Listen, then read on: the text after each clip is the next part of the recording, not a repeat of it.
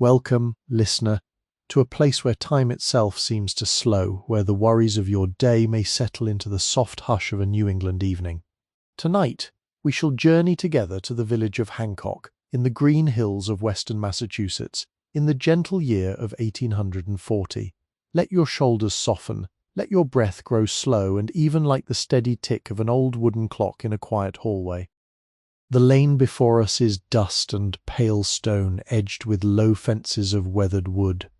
The air carries the faint sweetness of clover, the cool whisper of a brook hidden somewhere among the maples, and the distant comforting scent of wood smoke drifting from a chimney we cannot yet see. Above, the sky has begun its slow turning toward dusk, a wash of muted rose and faded gold spreading across a canopy of soft slate blue. You need not walk quickly. There is no hurry here.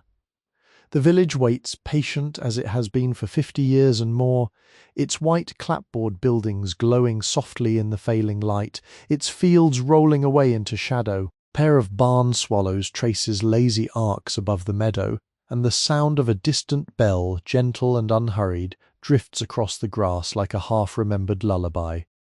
Breathe in, breathe out.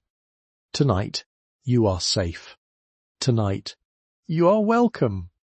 And tonight, the quiet evening of Hancock Shaker Village shall hold you gently until you sleep. Before we step further along this lane, before we cross the threshold into the lamplit warmth of the dwelling house ahead, let us pause for one quiet moment beneath the wide branches of a sugar maple. Its leaves whisper softly above us, a sound like old paper turning, and a single dry leaf spirals down to rest near your boot. If you find a measure of peace in these gentle wanderings through forgotten places, if the quiet rhythm of these stories slows your breathing and ushers you toward rest, you may, in time, wish to keep this small lantern of comfort always within reach. Simple subscription, no louder than the click of a wooden latch, will allow these evenings to find you again and again, whenever the hour grows late and the world grows loud. The little bell beside it, if you should care to ring it, ensures no quiet tale is ever lost to you. But there is no urgency, no hurry, here in Hancock. The village does not ask, and neither shall I. Stay, drift, simply listen. The choice is wholly yours, and either way, you're welcome. For now, let your gaze return to the lane. The maple sighs above us. The light dims by another shade. Somewhere ahead, door opens and closes with a soft, familiar sound, then the warm flicker of a tallow candle blooms in a small square window. Come closer.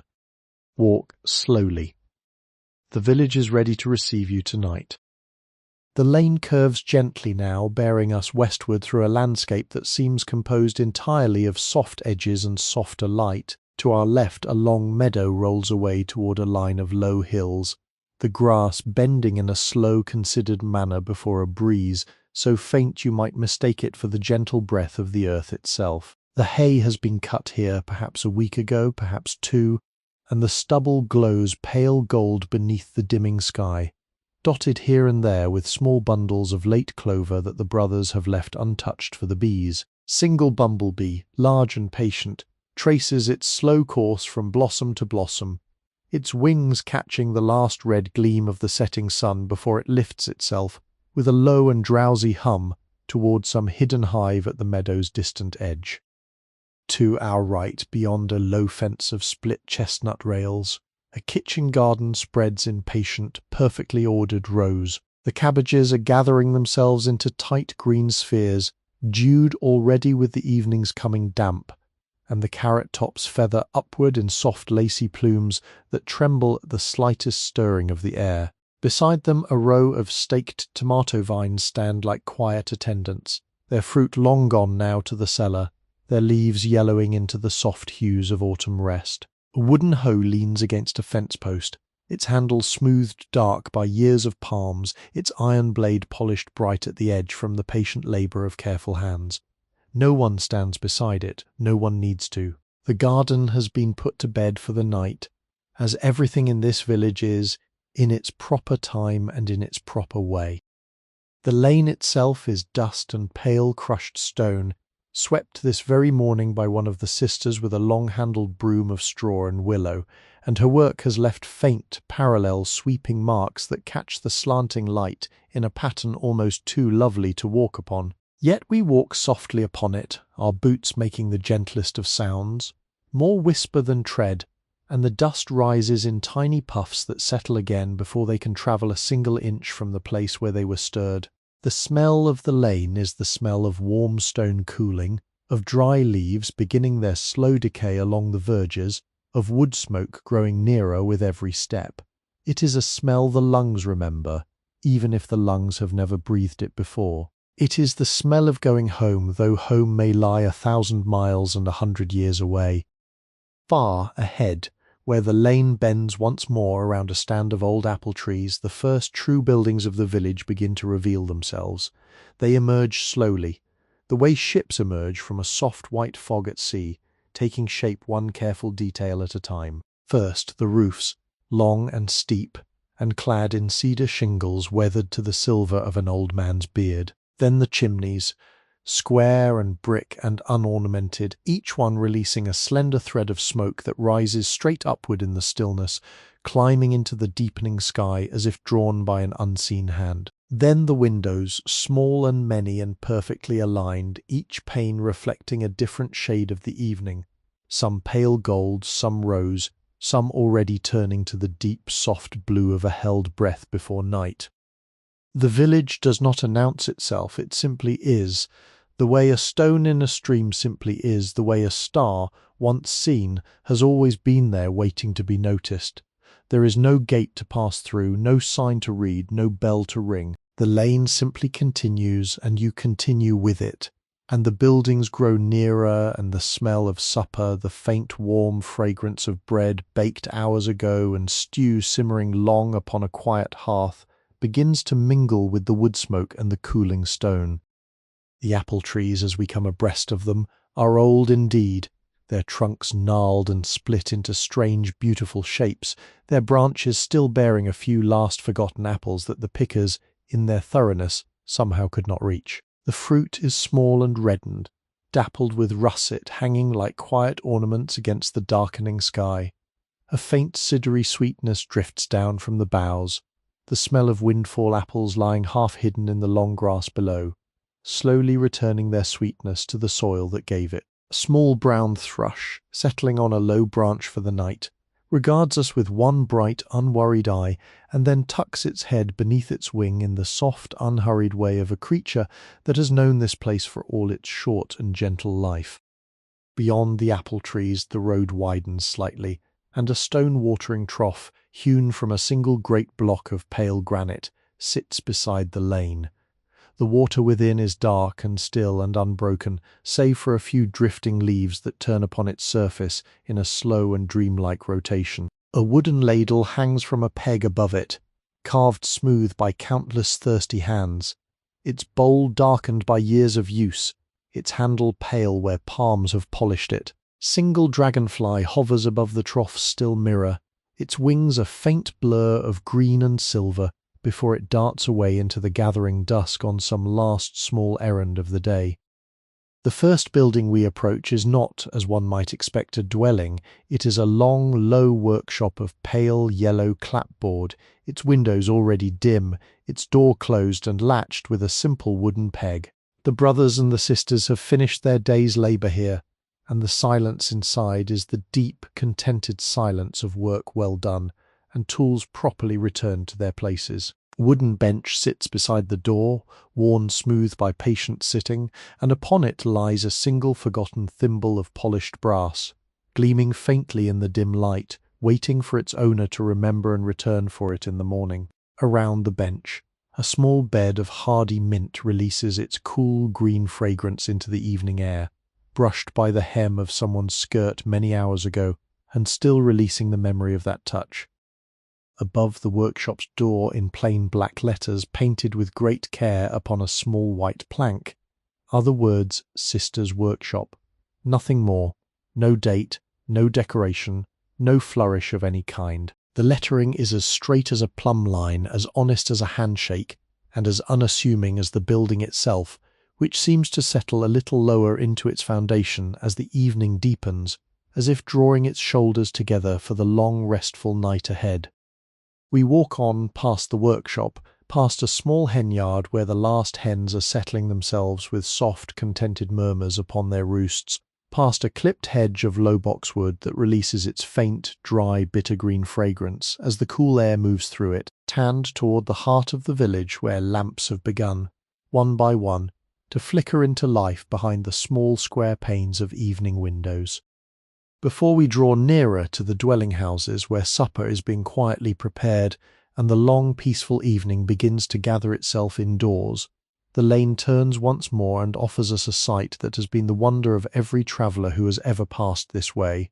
There, set a little apart from the other buildings, rising from the gentle slope of the meadow, as though it had grown from the earth rather than been built upon it, stands the round stone barn of Hancock Village. Its walls are pale grey, the colour of the very stones that the surrounding hills have offered up over centuries, each one set carefully into place by brothers whose hands you can almost see in the laying of them. The mortar between the stones is the soft cream of patient lime and river sand, applied not as a boast but as a necessity, the way bone is set within the body. The barn rises in 3 full stories, its great circular wall climbing toward a wide eave of weathered cedar shingles, and above the eave a domed cupola sits like a small contemplative crown, its windows facing outward in every direction, its weather vane turning so slowly in the evening stillness that it seems hardly to turn at all. The shape itself is an astonishment even to eyes that have grown used to it. A barn that is round, perfectly round, 90 feet across and more, where every other barn in New England is square or rectangular, or some honest combination of both. The reason for the shape, you may have heard, is a marvel of practical thought, made beautiful by execution. Cattle may be led into the lower level around the great central manger, and tended by a single brother who walks the inner ring while the animals face inward to feed. Hay may be pitched downward from above, falling by simple gravity into the manger, requiring no second handling, no wasted effort. Manure may be removed from a doorway at the lowest level where the slope of the land allows a wagon to draw alongside without the lifting of a single shovelful uphill. Every part of the building serves its purpose with a quiet, unanswerable elegance, and the elegance itself, though never the goal, has become the most lasting part of the design. We stand for a moment now and simply look. The stone has cooled all day in the autumn air, and the surface of the wall, when our hand approaches it, gives back a faint, pleasant chill, like the touch of a clean slate or the smooth side of a river-rounded stone. Up close, the wall is not the uniform grey it appeared from a distance. It is a quiet patchwork of subtle colours, soft greys and soft browns, faint pinks where iron has lent its colour to the rock, dim greens where lichen has begun, in its slow and unhurried fashion, to claim a corner here and a corner there. The lichen is the colour of old velvet, and where the evening light catches it, it glows faintly as though lit from within by some small ember of patience. Swallow, late among its kind, swoops in a slow arc above the cupola, its forked tail trailing behind it like a calligrapher's flourish across the deepening sky. It is followed by another and another, each one tracing a path across the dome before vanishing into a small dark opening just below the eave, where their nests have been welcomed for many summers. The brothers do not begrudge the swallows their lodging. The birds in their turn eat the flies that would otherwise trouble the cattle, and so the arrangement, like all good arrangements in this village, is one of mutual benefit, quietly maintained. Around the base of the barn, the ground is swept clean. Not a stray wisp of straw, not a forgotten tool, not a bucket out of place. Worn, flagstone path leads from the lower entrance down the gentle slope toward the meadow, and beside the path a single hitching post of smoothed locust wood stands at attention, its iron ring polished bright by the rubbing of countless rains. Beyond the path the meadow rolls away into the gathering blue, and the silhouettes of 3 or 4 cattle, late returning from the upper pasture, can be seen moving in slow procession toward the barn, their bells making a low and lovely music as they walk. The bells are small and bronze and mellow, each one struck to a slightly different pitch by some long-ago hand, so that the cattle, walking in their unhurried single file, sound together like a soft and irregular peal of distant chimes. The lead cow, an old russet creature with a broad white blaze upon her forehead, knows the way perfectly and needs no urging. She places one heavy, deliberate hoof in front of the other, and her bell rings clonk, clonk, clonk, slow as a hall clock, and the others follow with their own gentler answers, ting, tang, tong, their voices weaving together as they cross the last stretch of stubble before reaching the barn's lower door. A young brother stands beside the door holding it open with one calm hand, his other resting lightly upon the smooth wooden latch. He is perhaps 18, perhaps 20, dressed in a long coat of plain butternut brown and trousers of the same patient cloth, his hair cut neatly above the collar, his eyes lowered in the gentle modesty that is the manner of this place. He says nothing as the cattle pass him. He does not need to. He has stood here at the same hour every evening of his short life in the village, and the cattle have walked past him every evening of theirs. The silence between them is not empty. It is the silence of a long, quiet conversation that requires no words. As the last of the cattle enters, the brother glances once at the sky where the first faint star has appeared in the soft blue above the cupola, and a small contented smile, no more than a softening at the corners of his mouth, passes briefly across his face. Then he steps inside and draws the great door closed behind him, and the wooden latch falls with a sound so soft and final that it might be the closing of a book at the end of a chapter long enjoyed. We linger a moment longer beside the barn. The stone, warmer now where the day's last light has lingered upon it, breathes its faint mineral fragrance into the cooling air, mingled with the dry, sweet scent of hay through the cracks of the upper doors, and the deep, earthy patience of the cattle within. From inside, the soft shuffling of hooves upon clean straw, the slow rhythm of jaws beginning their long evening work upon mangers full of timothy and clover, drifts outward through the stone like a heartbeat heard through a thick blanket. The barn is at peace, the animals are at peace, and we, standing beside its great curving wall in the gathering dusk, find ourselves almost without noticing, breathing in time with the slow, contented rhythm of its breathing. Through a smaller side door set into the curve of the great wall, and standing just slightly ajar, a thin bar of warm yellow lantern light spills outward upon the flagstones. Let us step softly through, you and I, with no more sound than a moth makes in passing, and stand for a long, slow moment within the great round room. The space astonishes the breath.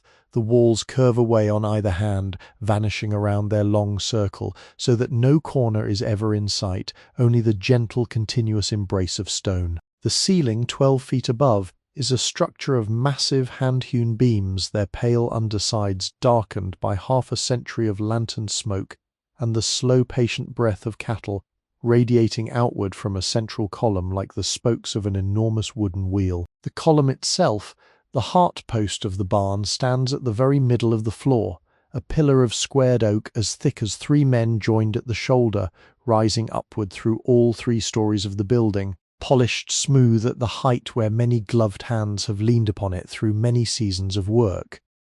Around the column the great central manger forms a perfect ring, a wooden trough nearly waist-high, made of broad chestnut planks pegged together with such craft that not a single iron nail can be seen anywhere upon its surface. The wood has been worn glassy by the soft press of cattle's noses, by the patient drift of timothy and clover hay against its inner edge, by the slow rubbing of countless feeding hours. In the lantern's gentle glow it gleams like the inside of a chestnut, newly split open, dark gold streaked with darker grain.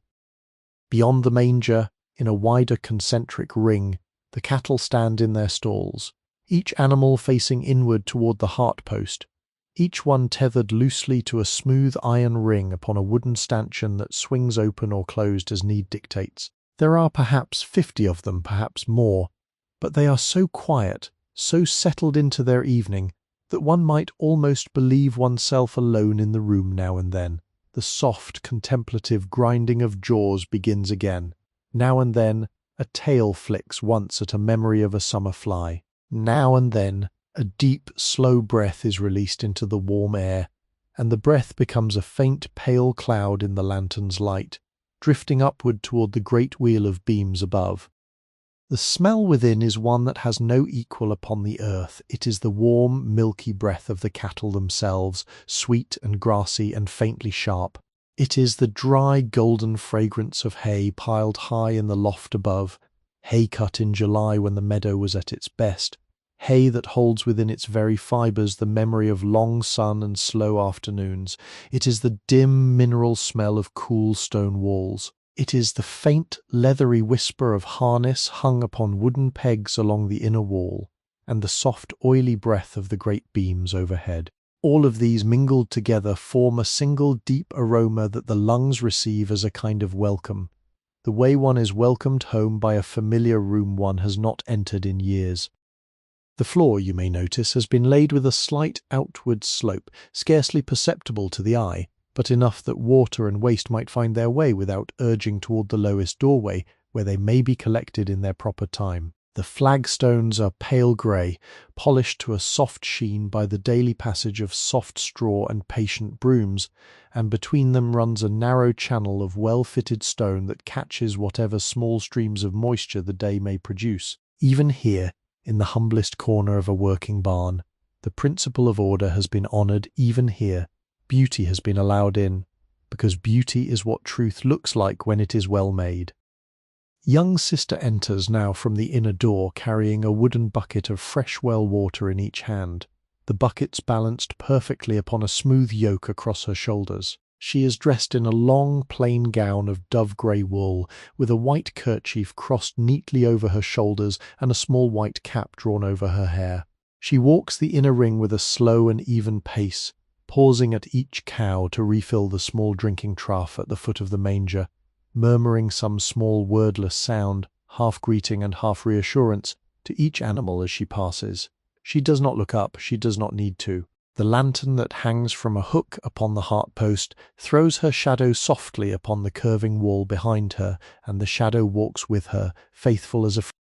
When she reaches a particular cow, an old white creature with a broad, gentle face and eyes, the dark amber of polished oak, the sister sets down her buckets for a moment and rests one hand upon the cow's shoulder. The cow turns its great head a little, slowly, and presses its nose for a single deliberate second against the sister's sleeve.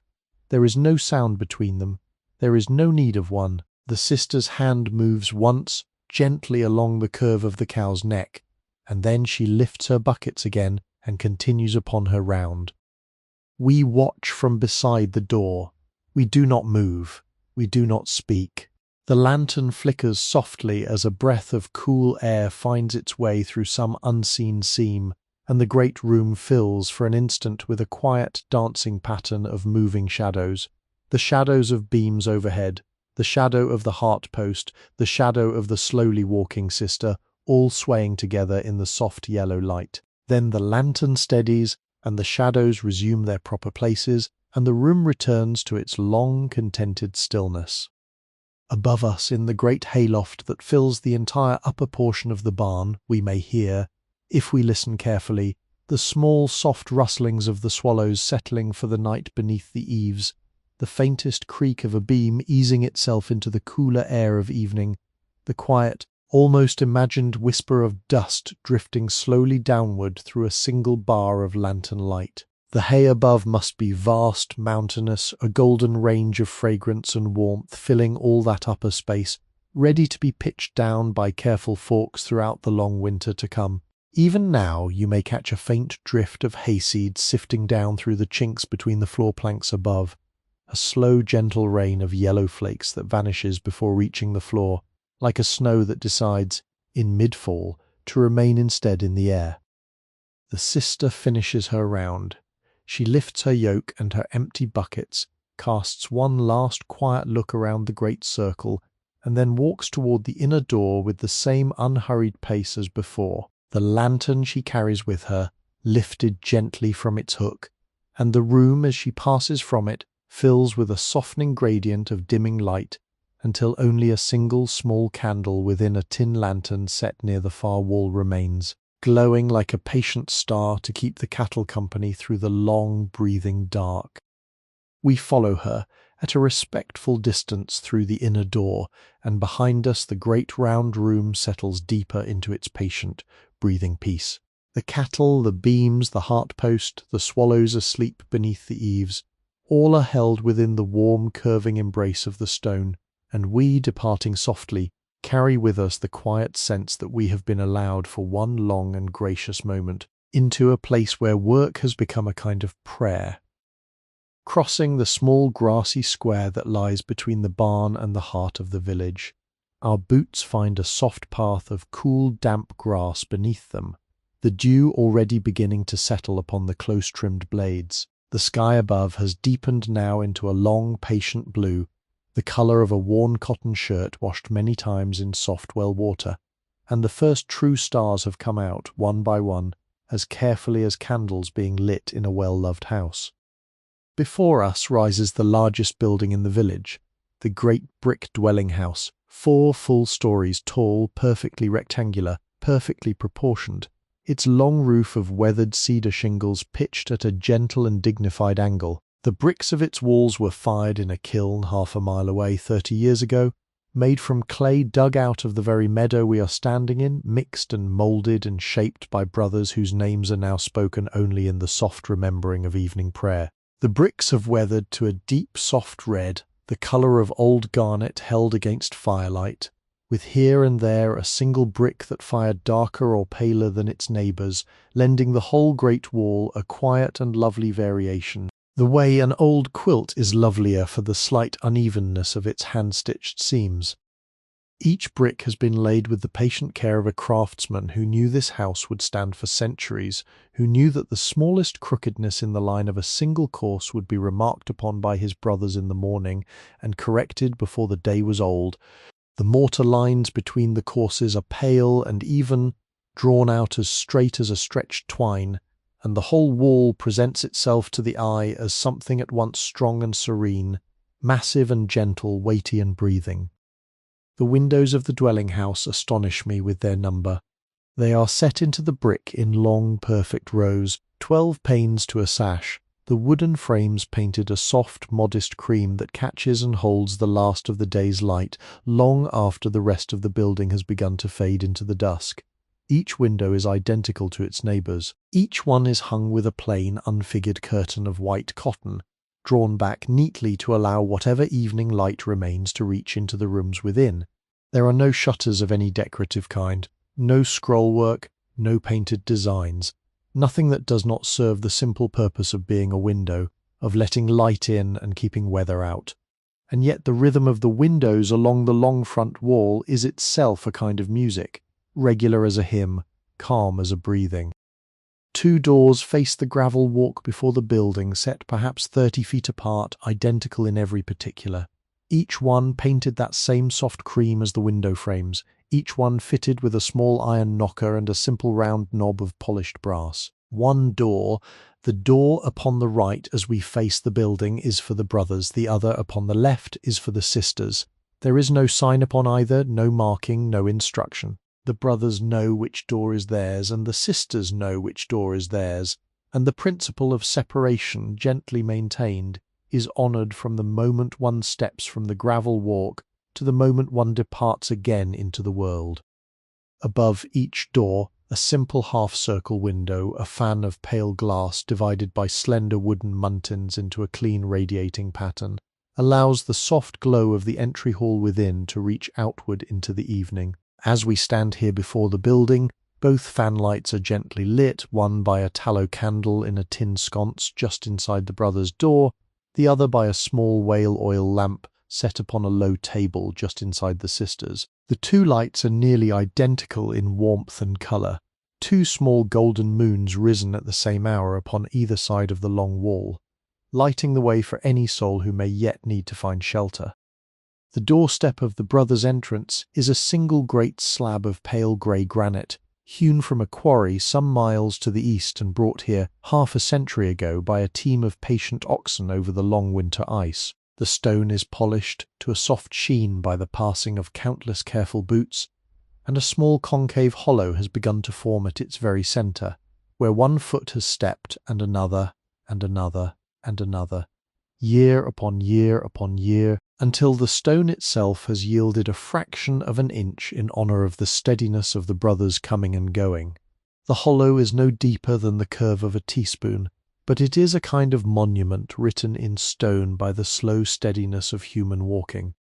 Beside the doorstep, a carefully painted wooden boot scraper has been set into the gravel walk, its blade of polished iron ready for any traveller whose path has brought him through mud or pasture. Small twig broom leans beside it, propped against the brick, its fibres worn down to a soft pale fan, ready to whisk away any last grain of gravel before one steps into the cleanliness of the entry hall. Even here, in the smallest corner of the building's threshold, the village's love of order has been honoured. Even here, the smallest invitation to cleanliness is given the dignity of its proper tool. The bricks above the door, where the lantern light from within reaches them most directly, glow with a deep coppery warmth, and a tiny moth, drawn upward from the meadow by the promise of that small light, flutters in a slow and uncertain spiral against the glass of the fanlight. Its wings are pale and dusty, the colour of dry oat straw, and they make a faint, dry, papery sound as they brush against the pane. Below the fanlight upon the door-frame, the soft black silhouettes of two larger moths have settled, perfectly still, perhaps already asleep, in the gentle warmth that escapes from the lighted hall within. Breath of cooler air drifts past us, carrying with it the distant scent of supper from somewhere within the great house, the warm, quiet aroma of bread that was baked at midday and is now being sliced for the evening meal, the gentle savour of vegetable stew kept long upon a back hearth, the faintest trace of beeswax from the candles in the dining hall. With these scents comes the soft, almost imperceptible sound of a wooden spoon stirring in a heavy iron pot, a rhythmic low scrape that one feels as much as hears, a sound as ancient as cooking itself, as comforting as the crackle of a small fire upon a winter night. Bell, somewhere within the building, gives a single soft hollow note, a wooden gong rather than a metal bell, its tone deeper and gentler than any chime of brass. Its sound travels outward through the open transoms above the doors, through the very pores of the bricks themselves, into the gathering evening, and seems to ask, without quite asking, that the village now turn inward, that the work of the day be at last laid down, that the long peaceful hours of the night begin. We linger one further moment upon the gravel walk, listening to the sound of the bell as it fades and finally returns to silence, and then we step softly toward the threshold, ready to enter at last the lamplit warmth of the great brick-dwelling house. The latch lifts beneath our touch with the smallest, gentlest of clicks, a sound like the closing of a small wooden box, and the door, well balanced upon hinges polished and oiled by some quiet hand, only this morning, swings inward upon its own slow weight. The warmth of the entry hall meets us at the threshold, soft as a blanket drawn across the knees of a tired traveller, and we step inside, drawing the door closed behind us with the same patient care the brothers themselves would use, so that the latch falls with no more sound than a leaf settling upon still water. The entry hall is long and narrow, its ceiling soaring above us to a height of nearly 12 feet, its walls washed in a calm, pale blue that the sisters themselves mixed last summer from a powder of indigo and a base of milk and lime. It is a blue without strain, without brightness, the blue of a hen's eggshell or of a thin morning mist over a quiet pond. Where the candlelight falls upon the wall, the blue glows with a soft inner warmth, as though some hidden lamp burned just behind the plaster. Where the wall recedes into shadow, the blue cools again to the pale grey of the dimming sky we have just left. The floor beneath our feet is laid with broad pine boards, each one nearly 15 inches across, laid edge to edge with such precision that the seam between them is no thicker than a single horsehair. The boards have been scrubbed countless times with sand and soap until the very grain of the wood stands raised slightly above its softer surroundings, giving the floor a faint, almost imperceptible texture beneath the boots, quiet record of every patient scrubbing that has brought it to its present state of grace. The wood has aged to the colour of clear honey, deepened here and there to a warmer amber where the constant passage of feet has burnished it more than the rest. Along both walls of the long hall, set at the precise height of a tall man's shoulder, runs a peg rail of patient maple, each peg shaped by a single careful turning of a small lathe, each peg fitted into the rail with no more glue than a drop, no more force than a gentle tap. The pegs are set exactly 9 inches apart, all the way down the length of both walls, perhaps 100 of them in all, and from them in this hour hang the ordinary furniture of a village put to its evening rest. Here a long woolen cloak of dove grey, hung upon its peg by a small cloth loop sewn at the collar. There a wide-brimmed straw hat, slightly bent from the day's work, hanging by its own broad ribbon. Here a workman's apron of dark blue duck, its pockets still lightly weighted by a small coil of waxed thread and a folding wooden ruler. There a sister's bonnet of plain white linen, pristine, freshly ironed, its strings folded neatly and tucked behind the brim. The peg rail is the village's quiet way of keeping the floor uncluttered, the room simple, the eye unburdened. Nothing rests upon the floor that may rest upon a peg. Nothing rests upon a peg that may rest upon a peg better suited. Above the peg rail a row of identical brass candle sconces is fixed at intervals to the wall, each one polished to a soft golden glow, each one holding a single tall taper of pure beeswax. 2 of the tapers are lit, one at each end of the long hall, and the rest stand cold and pale, awaiting their hour. The light from the 2 lit candles is the gentlest light imaginable, soft and steady and warmly yellow, casting long, slow-moving shadows of the hanging cloaks upon the pale blue wall behind them. The shadows shift and shift again with the smallest stirring of the candle flame, drawing soft patterns that the eye, if it looks too long, may begin to read as pictures or as words or as old, half-remembered dreams. At the far end of the hall, the great staircase rises upward to the floors above, broad and gentle in its ascent, its banister a single long curve of dark cherry wood polished by 1,000 patient hands, its newel post a simple turned column of the same warm wood, undecorated, perfect. The stair treads are pale pine, scrubbed white with sand and soap, and a soft, narrow runner of woven rag carpet has been laid down their centre, in stripes of muted indigo and dusty rose and pale wheat gold, edges tucked beneath the stair rods and held in place by small iron clips no thicker than a thumbnail. The runner softens our step as we begin to climb, and beneath our feet the staircase gives back the faintest answering sound, not a creak, not a groan, but a small contented settling, like the breath of a great old animal turning gently in its sleep. Each step rises only 6 inches before we meet the next, a height that the brothers and sisters chose long ago for the comfort of climbing, so that even the eldest among them, with their slowing knees and patient hearts, might mount these stairs without strain, even at the close of a long day.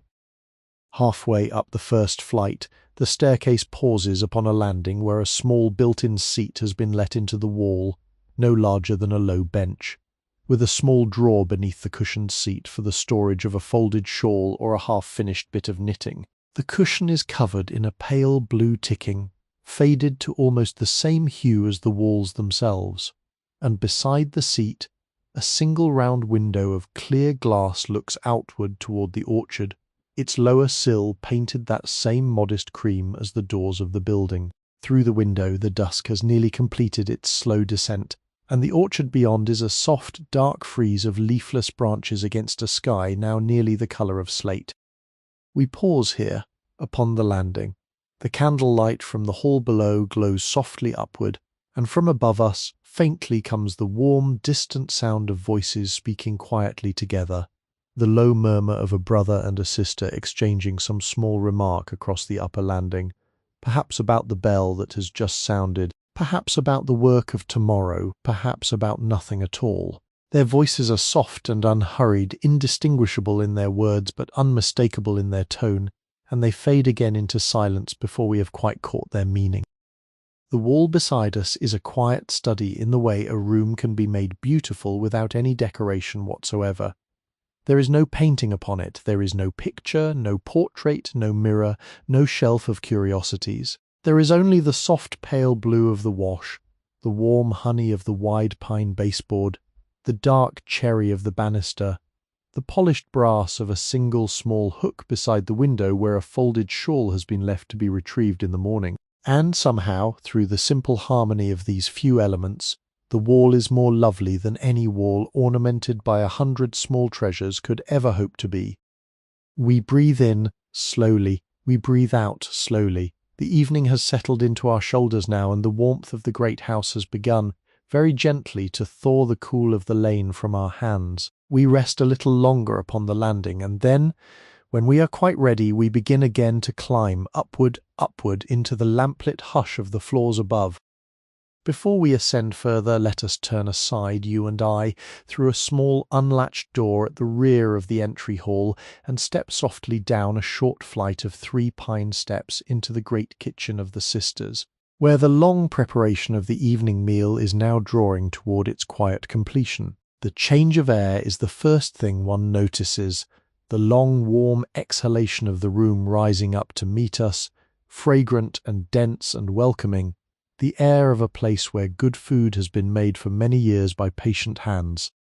The kitchen is broad and low-ceilinged, its great iron cook stove set against the far wall, its flat black surface gleaming softly in the lantern light, the small round handle of its oven door, a dull bronze circle polished by countless gentle openings and closings. Black iron kettle the size of a small drum sits upon the rear plate, where the warmth is gentlest, and within it a long-simmered broth of beef bones and root vegetables turns slowly upon itself. Teats steam rising in a slow and steady plume that the air of the kitchen draws upward toward a hood of beaten tin and outward through a chimney that vents into the cool evening above. Along the long work table in the centre of the room, 3 sisters move with the quiet efficiency of long practice. The eldest, a woman of perhaps 60, stands at one end with a wooden bowl of pale dough turned out before her, upon a board scrubbed white with sand. Her hands, strong and small and reddened a little at the knuckles by years of bread-making, press the dough downward, fold it inward, turn it a quarter of a turn upon the board, and press it downward again in a rhythm so slow and steady that the eye finds itself watching, unable to look away. The way one watches a stream turning a small wooden water wheel beside an old mill. The middle sister is younger, perhaps 30, her sleeves rolled to her elbows, her white kerchief slightly damp at the brow from the warmth of the stove. She is slicing apples, the last apples of the season, into a great ceramic crock for the morning's apple butter, her knife rising and falling in soft thin music against the wooden board, snick, snick, snick, snick, each slice falling away from the blade as cleanly as a page turned in a careful book. The apples are pale gold within, their cut surfaces darkening already at the edges, and the air around her is thick with the cool, sweet fragrance of the orchard, mingled with a faint trace of cinnamon from a small wooden box at her elbow. The youngest sister, perhaps 16, perhaps 17, is washing the last of the pewter plates in a deep wooden tub beside the stove. The water within the tub is warm and soapy and smells faintly of lye and lavender, and her hands move beneath its surface in slow, considered passes, lifting each plate, turning it once, twice beneath the soft suds, then setting it down upon a wide wooden draining board where the pewter gleams dimly in the lantern light, water beading and trickling along its softly worn rim. She hums a small wordless tune as she works, scarcely louder than the sound of the dishwater itself, a tune that rises and falls in a gentle 4-note pattern, returning always to the same low note before beginning its small climb again. She is not aware that she is humming. The tune is simply the sound her happiness makes. Above the work table, upon a long shelf set high against the wall, the kitchen's working tools are arranged in their proper places. Row of wooden spoons, their bowls darkened by years of stirring, hangs from a peg rail by their handles, sized in perfect order from the smallest no larger than a teaspoon to the longest 3 feet and more, used for stirring the great kettles upon the back of the stove. Row of pewter measures sits below them, polished to a soft grey gleam, sized in clear gradation from a quarter cup to a full quart, each one with its capacity stamped neatly upon its handle. Row of tinware funnels, a row of small wooden rolling pins, a row of clean white linen towels folded into precise small rectangles, a row of glass jars of dried herbs whose labels, written in a careful sister's hand, name basil and thyme, sage and savoury, marjoram and dill. The shelves beneath the work table hold the larger vessels, a great wooden bread scrup, prepped.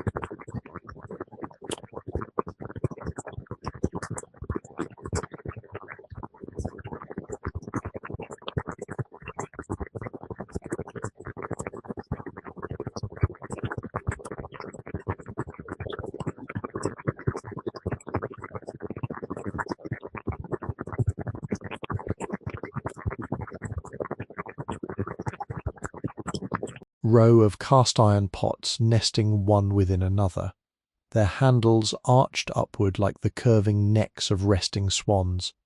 A wooden churn, its dasher leaning at rest against its inner rim, the soft grey sheen of cream still clinging in faint patterns upon its inner staves. The floor of the kitchen is broad pine, scrubbed white as the work table above, kept perfectly dry by the patient work of brooms and mops, and a long woven rag mat stretches before the cook stove to ease the standing of those who tend it through the long hours of the day. The mat is striped in soft browns and rusts and the deep blue of indigo dye, and where the eldest sister's feet have rested longest, a small worn spot has begun to show, a quiet medal of long service that the sisters never trouble to repair, because the wear in its way is part of the mat's story. A small fire still burns within the front compartment of the cook stove, low now, its flames more orange than yellow, its sound less crackle than whisper. The eldest sister, finishing her dough, lifts it gently into a long oval bread pan of dark tin, brushes its surface once with a small soft brush dipped in melted butter, and slides it into the warm chamber of the oven, closing the iron door upon it with a single soft click of the bronze handle. She straightens her back briefly, and rests one floured hand against the small of her spine, and a tiny contented sigh scarcely audible escapes her. Then she turns back to her board and begins with calm and unhurried hands to gather up the small drifts of flour that her work has left, sweeping them carefully toward a small wooden scoop, returning every grain of them to the flour bin beside her, because nothing is wasted in this place, and because the gathering of small things into their proper place is itself a kind of grace. The middle sister has finished her apples. She covers the crock with a clean white cloth and presses the cloth gently down around the rim. She wipes her knife with a folded linen towel, sets it precisely upon its appointed peg, and washes her hands in a clean basin of water by the door, drying them upon a small soft towel that hangs from a hook nearby. Her movements are smooth and deliberate, with no wasted gesture, no hurry, no hesitation. They are the movements of a woman who knows exactly where every tool belongs and exactly when each step of a task should be performed, and yet there is no stiffness in her, no rigidity. Tonally, the gentle ease of someone walking a path she has walked 1,000 times in the bright, soft daylight of her own contentment. The kitchen, watched in its evening hour, is a kind of quiet music, a small orchestra in which every instrument knows its part by heart, and where the players, having long since ceased to think about their playing, simply allow the music to rise from their hands of its own accord. We stand a little longer in the doorway, breathing in the bread, the apples, the soap, the cinnamon, the lavender, the warm iron smell of the stove, and the kitchen, generous as it has always been, gives us back its warmth like a slow, unhurried embrace, and asks nothing of us in return. When the wooden gong sounds for the second time, soft and round and unhurried, the village gathers itself for the evening meal. We follow at a quiet distance, you and I, through the entry hall, around the broad turning of the central staircase, and into the long dining room of the dwelling house, where the supper of the brothers and the sisters is laid out with a care so patient that it might almost be mistaken for a kind of ceremony, though no one in the village would dream of calling it so. The dining room is long and gracious, perhaps 50 feet from end to end, its ceiling crossed by 2 great whitewashed beams, its walls washed in the same pale blue as the entry hall, its windows running in 2 long ranks upon either side, framed in soft cream and curtained very simply, with a single fold of plain white cotton drawn back upon a small wooden ring at each corner of the frame. The light within the room is the warm golden light of perhaps a dozen tall beeswax candles set in pairs upon the long tables, their small flames burning straight and tall in the perfect stillness of the air. There are 4 long tables in all, set in 2 parallel pairs, with a wide aisle of pale pine flooring between them. The brothers' tables stand upon one side of the aisle, the sisters upon the other, and the principle of separation, here as everywhere in the village, is so quietly maintained that one scarcely thinks of it as a separation at all. It is simply the way the room is arranged, the way the supper is taken, the way the hours of the evening unfold. The aisle between the tables is wide enough for 2 sisters to pass one another carrying steaming platters without the slightest brushing of their sleeves, and the floor between is scrubbed pale and clean and unmarked. Each table is laid with a long cloth of plain unbleached linen, woven by the sisters themselves upon the village looms, its surface so even and smooth that it might almost be mistaken for the surface of a still pond. Each place is set with the same simple care: a pewter plate, polished to a soft grey gleam, a pewter cup, a small 2-tined iron fork, its handle of smoothed wood, a simple knife, its blade dulled at the edge, the better for spreading butter and the gentler upon the soft pewter beneath. Folded napkin of the same plain linen as the cloth, set precisely an inch to the left of the plate, its corner aligned with the corner of the table itself. At each brother's place a small wooden chair stands ready, its back of 3 vertical slats, its seat woven of plaited rush in a tight, regular pattern, its legs slender and tapering. The chairs are identical, every one, made in the village workshop by brothers whose work is to make chairs and only chairs, year after year, until each chair they shape comes from their hands as readily as a song from a singer's throat. The chairs are not heavy. A child of 7 could lift one with little effort, and yet they are strong, and they hold the weight of a grown man through a long meal without the smallest creak of complaint. The sisters' chairs are identical to the brothers in every respect, save that they have been polished perhaps with a little extra care, the rush of their seats darkened a shade more than the rush of the brothers' seats, by long use over many years. Above each chair, set precisely upon the wall behind it, a peg holds the gentle weight of a folded shawl or a thin cotton kerchief, ready to be drawn around the shoulders should the evening grow cool. The platters of supper are brought in now, in slow processions of 2 and 3 by sisters whose work this evening is to serve. A wide oval dish of golden crusted bread, sliced thickly, its crumb still warm and faintly sweet beneath the slow exhalation of its steam. deep ceramic tureen of vegetable stew, dark with simmered carrot and potato and turnip, its surface dimpled with small pools of golden butter that gleam in the candlelight like tiny lakes seen from a great height. Tall pitcher of pale milk drawn fresh this afternoon from the cattle in the round barn, a small-footed dish of butter freshly churned, pressed gently into the shape of a soft round hill, a wide flat plate of late summer apple slices sprinkled with a little sugar and a whisper of cinnamon, and in the very centre of each table a small wooden bowl of salt, its lid lifted neatly to one side, its grains as white and clean as new snow. The brothers and the sisters enter the room in two slow lines, the brothers from the door at one end of the room, the sisters from the door at the other, and they take their places at the long tables without speaking, without hurry, tanned without any sound louder than the gentle settling of plain wool against the rush of a chair.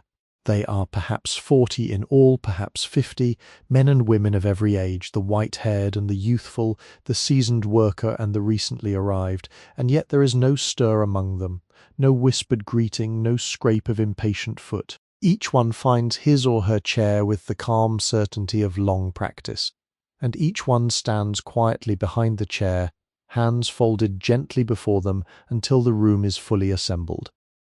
When the last brother and the last sister have taken their place, an elder at the head of the brothers' first table lifts his head a little and a brief, soft silence falls across the room, deeper even than the silence that has preceded it. There is no spoken grace in the manner one might expect of other places, but each brother and each sister bows the head for a single quiet moment in their own private way, and the silence holds and holds and holds, until at last the elder draws his chair gently outward and sits, and the rest, with the same patient grace, seat themselves in turn.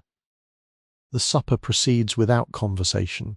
This is the way of the village, the way of every meal that has been taken in this room since the building was raised. The act of eating is held as a sacred quietness, a time for the body to receive its sustenance and the spirit to rest from the noise of the day. And so the only sounds are the small soft music of pewter touched lightly by iron fork, the gentle pour of milk into cup, the patient passing of a platter from hand to hand down the length of the long table. Single sister near the middle of her row tilts her cup very slightly toward the candle flame, and the surface of her milk catches the light in a pale gold disc that trembles and stills and trembles again with the small motion of her breath. The food upon the tongue is plain and good, the bread is dense and faintly sweet, with the deep and patient flavour of a long, slow baking. The stew is warming, its broth thickened by the long surrender of root vegetables to the heat of the pot, its butter melting upon the surface in pools of slow gold. The apples are crisp, their cinnamon a faint, low whisper rather than a shout, and the milk is so cool and clean upon the tongue that one is reminded suddenly of the cattle in the round barn, the slow, patient breathing of them, the warm, sweet smell of the hay above them, the lantern-lit sister with her wooden buckets, and one understands for a single quiet moment that the milk in the cup is not separate from any of these things, but is, in some deep and patient way, the very evening itself, served gently at the table. When the meal is over, no one rises until the elder rises. He waits until every plate is empty, every cup drained, every napkin folded and laid neatly beside its plate. Then he stands very slowly, and the rest, with the same calm, stand with him, and they file out 2 by 2 in the same patient procession by which they entered, and the candles upon the tables continue to burn after them, alone casting their long, slow shadows upon the pale blue walls of the empty room. We climb again now, upward through the great staircase, past the second landing where another small built-in seat awaits any tired soul, past the third landing, until we reach the long upper hall of the third floor, where the retiring rooms of the brothers and the sisters lie behind their pale, identical doors. The hall up here is even quieter than the floors below, the candlelight dimmer, the air a little cooler, the very wood of the floor beneath our feet gentler in its sound, as though it too has learned to walk softly at this late hour. We pause beside one such door upon the sisters' side of the great house, and let us, with the quietest of touches, ease it open and look within. The room is small and beautifully proportioned, perhaps 14 feet by 16, its ceiling no higher than 9 feet, its walls washed in a pale, soft yellow the colour of fresh cream. There are no pictures upon the walls, no ornaments upon the small bedside table, no curtains upon the single tall window save the same plain white cotton drawn back upon its small wooden ring. And yet the room is so harmoniously composed that the eye, entering it, finds no place where it might wish for anything more. 2 narrow beds stand against the long wall opposite the door, their iron frames painted a soft, modest cream, their feet identical, their heads identical, their bedsteads aligned with such precision that the eye finds them as mirror to one another. Each bed is dressed with a tightly stretched white linen sheet, its corners folded into the mattress with mathematical neatness, and over the sheet a pale woolen blanket of deep, cool blue, woven by the sisters themselves upon the broad floor loom that we shall see in another part of our wandering. The blanket is folded down at the head in a clean rectangle of perhaps 6 inches, exposing the white sheet beneath it, and at the foot of each bed a folded patchwork coverlet, sewn from squares of pale rose and faded indigo and soft buttercup yellow, lies in a quiet diagonal accent against the otherwise simple bedclothes. Upon each of the 2 pillows a single small white pillow slip is drawn smoothly and tucked at the open end, and the pillow itself, plump with the soft down of village geese, gives the impression, even from across the room, of something as restful as a low cloud upon a still summer afternoon. There is no headboard ornamented in any fashion, no carving, no scroll, no painted floral. The bedstead is made for sleep, and sleep is what it offers, plainly and abundantly, with no pretence and no ostentation. Between the 2 beds, a small low table stands with a single tall candlestick of pewter upon it, the candle within burning softly, its flame quite still in the windless air of the closed room. Beside the candlestick, a small leather-bound book lies neatly closed, its title faintly worn upon its spine, its pages well thumbed by the steady reading of 2 sisters at the close of many evenings. Beside the book, a small white china basin and a slender white china pitcher stand upon a folded linen towel, ready for the gentle washing of face and hands before sleep, and the water within the pitcher gleams faintly in the candlelight, cool and clear as glass. The window upon the long wall, set perfectly between the 2 beds and centred upon them, looks outward toward the orchard and the meadow beyond, its small panes catching now the soft glow of the rising harvest moon, which is just beginning its slow climb above the dark line of the eastern hills. The light of the moon, falling through the window, spills across the broad pine boards of the floor in a long pale rectangle, divided into smaller squares by the muntins of the window, and within that pale rectangle a single small striped grey kitten, scarcely larger than a teacup, thus settled into the warmth and is sleeping, its small chest rising and falling with the slow regularity of a tiny tide. The kitten is permitted in this room by the gentle indulgence of one of the sisters who has taken a quiet liking to it and has been allowed, with the soft permission of the eldress, to keep it as a small companion against the mice of the upper floors. It is a working creature in the villager's view, and its presence is permitted on the practical grounds of its usefulness. But the truth, as the kitten sleeps in the moonlight, is that it has long since become more than a working creature, that it has become a small soft mercy in the life of 2 sisters who, for all the calm completeness of their days, are still, at the bottom of things, gentle creatures themselves, glad of a small breathing warmth at the foot of the bed in the dark hours before dawn.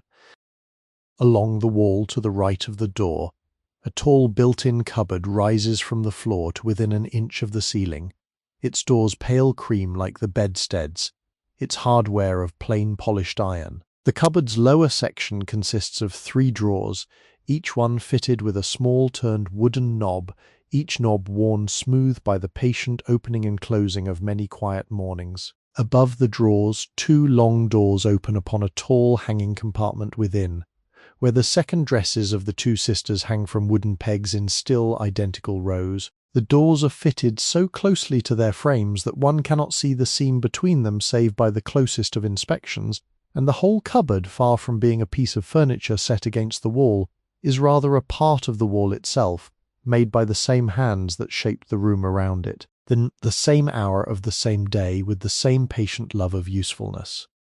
Upon the floor beside the cupboard, 2 pairs of plain leather shoes are set neatly in a row, 4 shoes in all, their toes pointed inward toward the cupboard's base, their leather darkened by years of careful wearing, their soles, when one looks closely, scrubbed clean of every speck of mud or dust by the small brush that hangs from a hook just inside the lower cupboard door. Even the shoes, removed from their wearing, have been laid with the care that the village extends to all things, and the eye lighting upon them smiles inwardly at the gentle order of even so small a corner. Across the room a low wooden chair stands beside the window, its back of 3 vertical slats, its seat woven of plaited rush, identical in every respect to the chairs we have seen in the dining room below. The chair has been turned slightly, perhaps by a sister sitting at the window earlier in the evening, perhaps to read by the last of the daylight, perhaps simply to look out at the slow gathering of the dusk over the orchard. The chair sits now in its small considered angle, and the angle itself, no more than a degree or 2 askew, gives the room a faint, lovely human warmth, as though the sister, departing for the evening meal, had left a small visible mark of herself upon the silence she would later return to. Above the door, upon the inside of the room, a small printed card of pale buff paper is fixed to the wall by 4 tiny brass tacks, and upon it, in plain black letters, are written the simple rules of the retiring room: lie straight in bed, rise at the first bell, speak quietly upon the stair, keep all things in their appointed place, pray with the heart, sleep with the body, rise with the spirit. The lettering is clean and clear, neither ornate nor severe, and the small card hangs evenly upon the wall, perfectly square, as though set there not as a discipline but as a small evening lullaby, recited without strain, learned without effort, lived without weight. We stand in the doorway a long moment, breathing in the small warmth of the candle, the cool dampness of the basin water, the dry clean fragrance of fresh linen, the faint and lovely warmth of the sleeping kitten in its rectangle of moonlight. Then we draw the door softly closed once more, and the latch falls with no more sound than the smallest of sighs, and we leave the room to its quiet, ready waiting for the 2 sisters who will return to it by and by when the evening's last devotions are at last complete. There is a place within the village we have not yet visited, a place that holds more than any other the still, patient soul of all the buildings around it. It lies in a separate house, a building set apart from the dwellings and the workshops, low and broad and white, with a steeply pitched cedar roof and 2 simple doors facing the road, one for the brothers, one for the sisters, each crowned by a small fanlight of softly glowing glass. This is the meeting house of Hancock Village, where, on the long days of the first of every week, the whole community gathers in song and motion and quiet praise. Tonight, in the soft midweek of an ordinary autumn evening, the meeting house stands empty, its great central chamber waiting in a deep and reverent stillness for the morning that will bring its people back to it. We approach the building from the gravel path, our boots making the smallest of crunches in the dust, and pause before the sisters' door. The door is unlocked, as all doors in the village are unlocked at this hour, and at every hour of the day. There is no need in this place of locks. We lift the simple iron latch and step inside into a small entry hall painted that same calm pale blue, and from there through a second door of plain unornamented wood into the meeting room itself. The room takes our breath in a way that no word will quite restore. It is enormous, perhaps 80 feet in length, perhaps 50 in breadth, and its ceiling rises so high above us that one must lean back to find it, an arched canopy of plain whitewashed plaster supported by 8 slender wooden columns that rise from the floor in 2 parallel rows. The columns are unfluted, unadorned, their tops crowned only with the smallest of square wooden caps, and their bases set into simple round wooden plinths painted that same modest cream as so much of the village. They divide the room into 3 long bays without obstructing it, the way a great cathedral is divided yet held by its slender pillars, and the eye, accustomed by now to the small enclosed rooms of the dwelling-house, finds itself astonished by the open generosity of this single great chamber. The floor beneath our feet is laid with broad pine boards, scrubbed pale and white as any kitchen worktable, polished only by the soft passing of countless slipper-soft footfalls in the long decades of meetings past. The boards run the full length of the room, each one nearly 20 feet long, their seams so fine that the whole floor presents itself as a single great pale field, like a frozen pond seen at dawn before the first foot of the morning has marked it. There are no benches, no pews, no chairs at all, set out within the central space, for the worship of the village is a worship of motion, and the floor must be left clear for the slow, considered patterns of the dance. Along the walls upon either side, however, set close beneath the long ranks of windows, run 2 unbroken rows of plain pine benches, each bench 8 feet long, each one supported by simple turned legs, each one polished by the patient sitting of generations into a soft, warm gleam. These benches are for the rest of the body during the readings and the singings that punctuate the worship, and for the quiet seating of those whose age or infirmity makes the dance more a matter of memory than of act. The brothers' benches lie along one wall, the sisters along the other, and between them the great empty floor stretches like the unwritten page upon which the morning's worship will, in its appointed hour, write itself. Upon the wall at one end of the room a long row of windows opens upon the small kitchen garden behind the building, and through the panes, even at this late hour, the soft pale light of the rising moon spills across the pale floor in long parallel strips, divided by the dark crosses of the muntins, dividing the room into a soft grid of light and shadow that shifts and shifts again with the small movement of a passing cloud. The wall opposite the windows is unbroken save for a single small door at its centre, painted that same modest cream leading to a small inner room where the elders gather before the worship begins. The wall itself is washed in a pale, cool grey that reflects the moonlight without competing with it, and the high arched ceiling above is so white, so simple, so perfectly unornamented that the eye, travelling upward, finds itself rising as into the inside of a great, calm, patient cloud. We walk softly into the centre of the floor, and our footfalls, even soft as we make them, return to us as gentle echoes from the high ceiling above, single small sounds doubled into companionable pairs by the room itself, as though the building were quietly answering our presence with its own. The acoustic of the chamber is famous among those who know such things, the way the smallest sound seems to find its way into every corner without ever growing harsh, the way a single voice raised in song on the long mornings of meeting can fill the vast room with a warmth that seems to come from every direction at once. We turn slowly in the very heart of the empty floor and look about us. The benches along the walls, the slender columns rising in their 2 patient rows, the long ranks of moonlit windows, the high arched ceiling, the dim glow of a single small candle set in a tin holder upon a table near the inner door.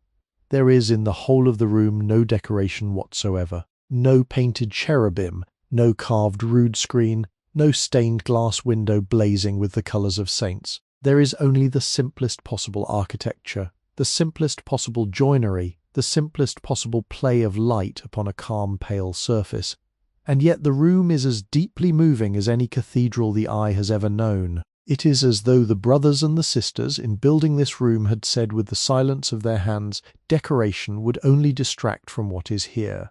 What is here is enough. Let the light itself be the ornament. Soft draught moves through the room, perhaps from beneath one of the doors, perhaps from some seam in the eaves above, and the single candle upon the inner table flickers gently. Its flame leans, recovers, leans again, recovers and steadies, and the small dance of its light upon the cream-painted door behind it is the only motion in the room. We watch it for a long moment. We do not speak. There is no occasion for speaking. If we listen carefully with the kind of listening that is not a waiting for sound but rather a making of room for whatever sound may wish to come, we may hear, very faintly, the faint settling of the building around us. Small creak from a high beam as the wood, cooling at last from the day's warmth, ease themselves into their evening positions. A faint sigh of air through some unseen gap, the distant clonk of a single cattle bell from the round stone barn many yards away. And beneath all these the soft, almost imagined sound of the room's own breathing, the long-held inward breath of a place that has been the holder of so much sung joy, so much patient motion, so much honest sweat and quiet contemplation for all the years of its standing. We turn at last slowly and walk softly back toward the door. Behind us, the great room continues its patient waiting.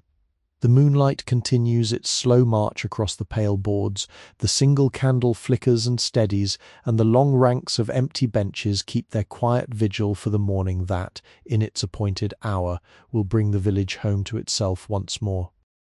We return now along the gravel walk past the round stone barn, whose lighted lower windows still glow faintly with the vigil of the cattle within, and we turn aside this time toward a long, low building of pale yellow clapboard whose door we passed earlier in our wanderings. This is the sisters' workshop, where the labour of cloth and herb and small ware is done in patient daily hours by sisters whose hands, over the years, have grown to know wool and linen and the small pinches of dried herbs as intimately as they know their own faces in the small mirrors above the wash basins. The door is unlocked, the building dark within, the work of the day long since put away. But let us, with the soft permission of the village's habit of openness, lift the latch and step inside, and see how, even in the absence of its workers, a workroom can hold the warm impression of the labour that fills it through the long bright hours of every working day. The first room we enter is the spinning room. 3 great spinning wheels stand in a quiet row along the inner wall, their tall wheels still, their spindles silent, the soft white loops of unspun wool lying neatly upon a small wooden table beside each. The wheels themselves are made of pale beech, polished smooth as glass, their great rims hooped with iron, their slender treadles worn at the foot by the patient pressing of many soft-slippered feet. Single spinning wheel of slightly newer make has been pulled forward toward the window, perhaps to catch the last good light of the autumn afternoon, and a small basket of carded wool sits beside it, the wool already pulled into long, soft ropes called rolags, ready for the morning's spinning. The smell of the room is the warm, lanolin-rich fragrance of fresh wool, sweet and dry and faintly oily, the smell of sheep brought clean into a clean room. It is mingled with the scent of beeswax from the slender taper that burns now in a small tin sconce upon the wall, and beneath both, the faint dusty smell of the wooden floor itself, polished by the small drift of lanolin and wool fibres that has settled into its grain over many years. The combination is a fragrance one cannot find elsewhere, a fragrance that belongs entirely to this room, to this work, to this village. Beyond the spinning room, through an open doorway, lies the weaving room. Here a single great floor loom occupies most of the space, its tall wooden frame rising nearly to the ceiling, its great beam holding hundreds of threads of pale linen warp-drawn taut across the open shed. The threads are so many that they appear at first sight to be a single pale veil rather than a multitude of threads, and yet upon closer looking, each thread is distinct, each one separated from its neighbour by no more than the breadth of a single hair. The loom is silent now. The shuttle rests upon a small shelf at its side, its slender body of polished cherry wood gleaming faintly in the dim light. The treadles below the loom are patient and waiting, their wood worn pale by the rhythmic pressing of many feet. Upon the great roller of the loom a long band of finished cloth has been wound, perhaps 4 yards of plain blue woolen blanket cloth, woven in a pattern so simple that the pattern is in fact no pattern at all, but rather the beautiful regularity of a perfect tabby weave. The cloth is dense, softly brushed, the deep, cool blue of the indigo dye that the sisters themselves prepared in the great copper kettle in the dyeing room next door. We may, if we wish, lay the back of one hand softly against the cloth and feel its warm density, the small give of its surface beneath our palm, the faint dry whisper of its fibres as they yield ever so slightly to the gentle pressure. Through another open doorway, the dyeing room presents its quiet array of great copper kettles, hung upon iron hooks above small fireplaces now cold with the day's end. The smell here is the deep, slightly bitter fragrance of indigo, the warm earthen scent of the madder root that yields the village's soft red, the dry, sweet aroma of the goldenrod that gives the warm yellow used in so many of the patchwork coverlets. The kettles are blackened on their outer surfaces from years of fire, but their inner surfaces, where the sisters polish them weekly with a paste of salt and vinegar, gleam a deep coppery rose, and the eye, looking inside, finds itself captured by the soft mirror of itself reflected back from the curved bronze surface, distorted into a quiet round whose centre is itself. A small inner door set off to one side leads into the herb room, and this is the room that holds perhaps the most lovely fragrance of all. The walls are hung from floor to ceiling with bundles of dried herbs, each bundle tied with a small piece of pale twine, each one labelled with a small printed paper card pinned to its stem. There is sweet basil, dried from the late summer cutting, its leaves now papery and dark green, its fragrance still bright and sharp upon the air. There is thyme, in small tight bunches, its tiny leaves curled like grains of dark rice along the slender stems. There is sage, the leaves grey-green and softly furred, its scent dusty and warm, like an old book opened on a sunlit windowsill. There is lavender, its dried buds gathered into long, slender wands, its smell still clean and cool, the smell of late June afternoons drawn into the air of October. And there are dozens more, each one quiet, each one fragrant, each one waiting to be gathered into small paper packets and shipped out to the world beyond the village in the great seed and herb trade for which Hancock has become quietly famous. Along one wall of the herb room, a long workbench stands beneath a row of shelves laden with empty paper packets, small printed labels, balls of fine twine, and several small brass scales of the most exquisite delicacy. Upon the bench lies a single packet half finished, a small square of pale paper folded into a neat rectangle, its edges sealed with a tiny dab of paste, its label not yet pasted on.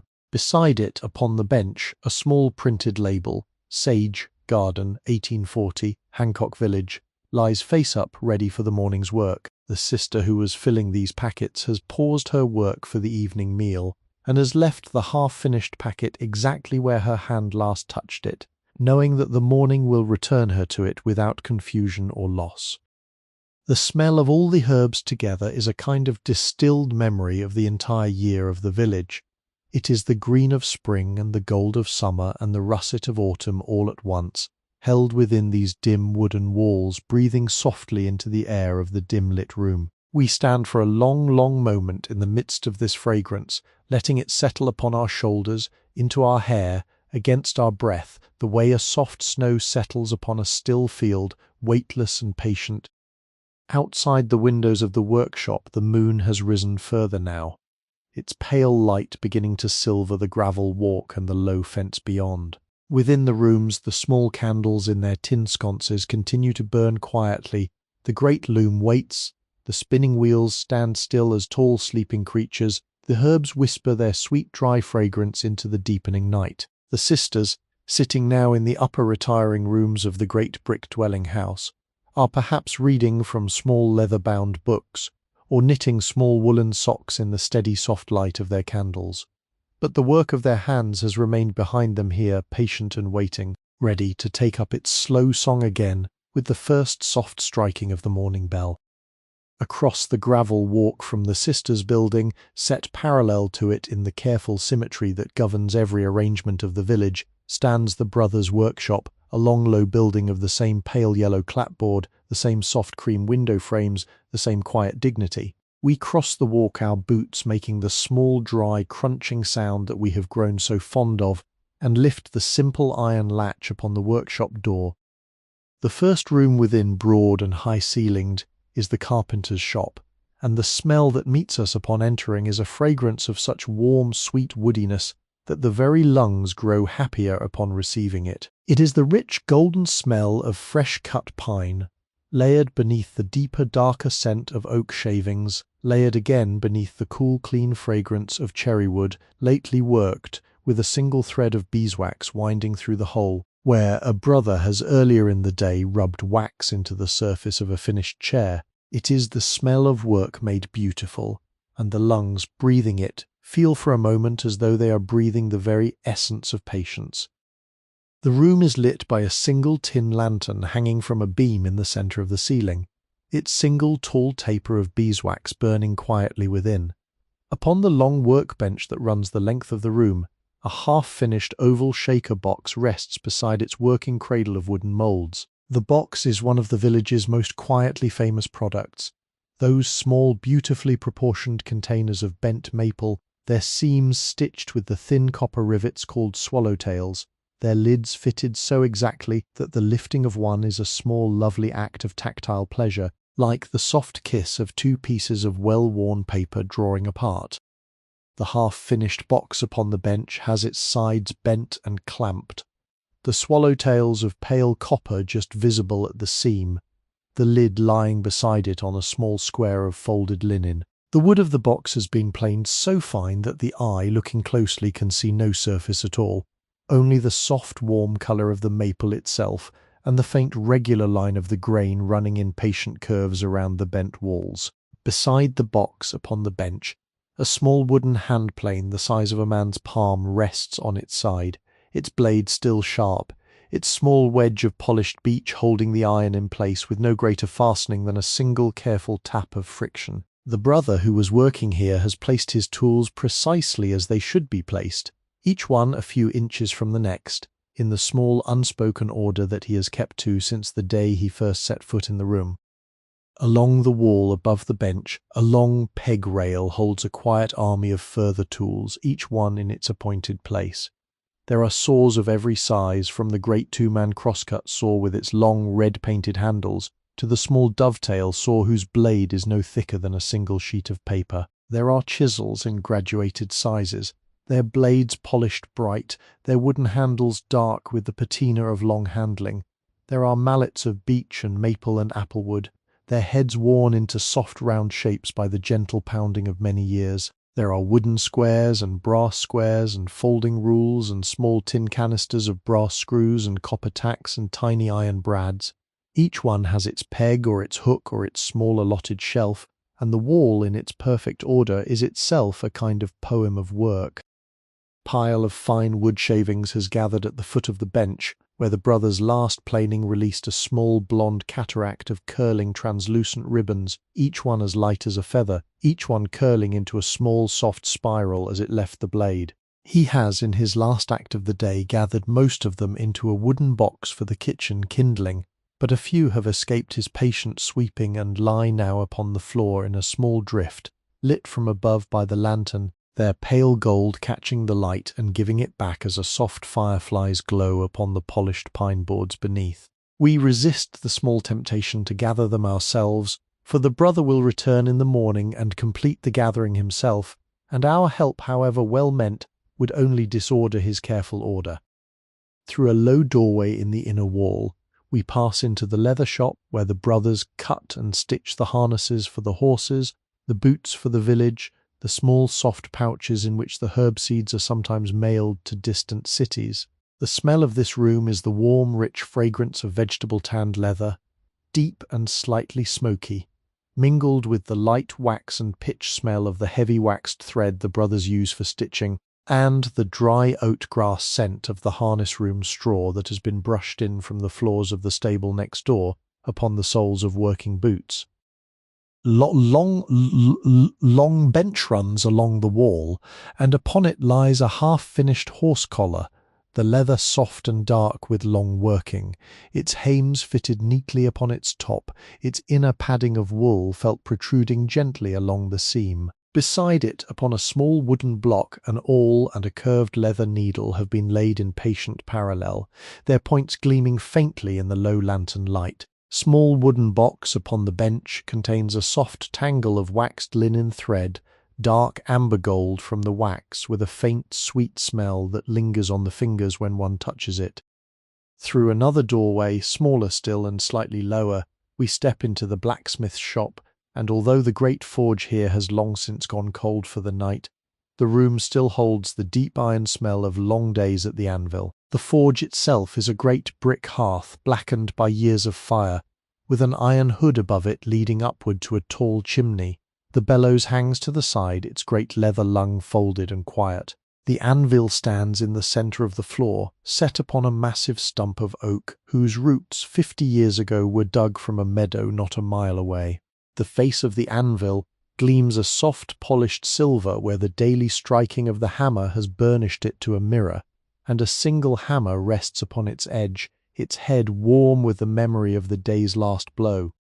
Around the anvil, the floor is dusted with a fine soft layer of black scale, the small flakes of iron oxide that fly from hot metal beneath the hammer, and the dust glitters faintly in the lantern light, like a small dim galaxy of fallen stars. Along the wall, racks of long iron rods stand patient in their orderly rows, their ends bent into small hooks for hanging, their other ends ready for the morning's work. Below them, a long wooden trough holds the evening's quenching water, its surface unbroken now, but bearing upon it the faint, dry whisper of cooled steam, the memory of all the iron that has hissed into its depths through the long working day.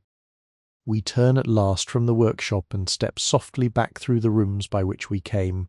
The carpenter's shop with its sweet wood smell, the leather shop with its warm rich tanning, the blacksmith's shop with its deep iron quiet. We close the outer door behind us with the gentle care that is the only manner of closing doors in this village, and we stand for a moment upon the gravel walk, breathing the cool, clean evening air, the smells of the workshop slowly leaving our coats, the moonlight a little brighter now upon the gravel beneath our boots. Around us, the village continues its slow, patient evening, every workshop closed, every door latched, every tool set in its proper place, and the small warm sense of accomplishment that fills the air, even in the absence of any worker, is the truest fragrance of all.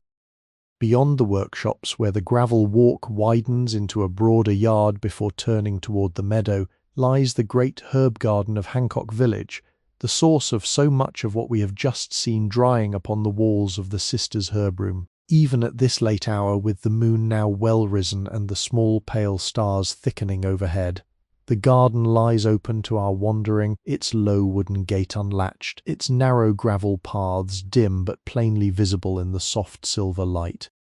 The garden is laid out in a pattern of perfect geometric beds, each bed a long rectangle separated from its neighbours by a narrow path of fine gravel, each bed enclosed by a low edging of split chestnut boards no higher than the ankle.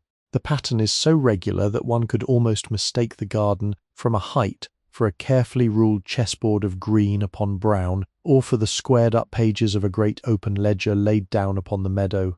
Yet within each bed the herbs themselves have grown according to their own gentler patterns, their leaves arching outward across the edging, their seed heads swaying in the small night breeze, softening the geometry into something that breathes. Some of the beds have already been cut down and turned over for the winter, their soil dark and rich and freshly raked, ready for the long cold sleep beneath the snows that will come in their appointed weeks. But many of the hardier herbs still hold their own, and these are the ones that scent the air around us as we step softly along the central path. There is the sharp, cool fragrance of late-cropping mint, its leaves shining faintly in the moonlight, its small purple flower spikes still attended by a few late-working moths. There is the dry, dusty fragrance of sage, its grey-green leaves, slightly furred at the edges, releasing their warm scent at the smallest touch of our hand against their tops. There is the warm, low fragrance of thyme, creeping along the very edge of a stone path, its tiny leaves dark and wiry and resinous, a fragrance that seems to belong as much to the stone as to the plant itself. The herbs are grown not only for the village's own use, but for the great seed and dried herb trade for which Hancock has, by 1840, become quietly renowned. The brothers and the sisters have together developed, over the long years, a patient industry of growing, drying, packaging and distributing seeds and herbs to gardeners and apothecaries across all of New England and beyond. Then the small paper packets that we saw being prepared in the herb room earlier this evening will travel, in their appointed time, by wagon and railway and steamship to the gardens of strangers we will never know, carrying with them the calm, patient quality of the village's work. At the far end of the garden, set against the boundary wall, stands the seed house, a small building of pale yellow clapboard, perhaps 30 feet by 20, with its own modest fanlight above the door and its own single small chimney. We step softly toward it now and lift the latch. Inside, the smell is one of the most beautiful in the entire village, a deep, warm fragrance of every seed in cultivation, layered together into a single composite aroma that the lungs cannot quite separate into its parts. There is the sharp, faintly nutty smell of caraway seed, the warm, grassy fragrance of dill, the dry, aromatic perfume of fennel, the deep, slightly bitter scent of celery seed, the sweet, almost fruity warmth of coriander, and beneath them all, the dry, papery breath of countless small printed packets stacked in their long shelves along the walls. The shelves themselves are a wonder of organization. They run from floor to ceiling along all four walls of the small building, divided into hundreds of small cubbyholes, each cubbyhole holding a different kind of seed packet, each one labelled in the careful handwriting of one of the brothers who oversees the seed trade.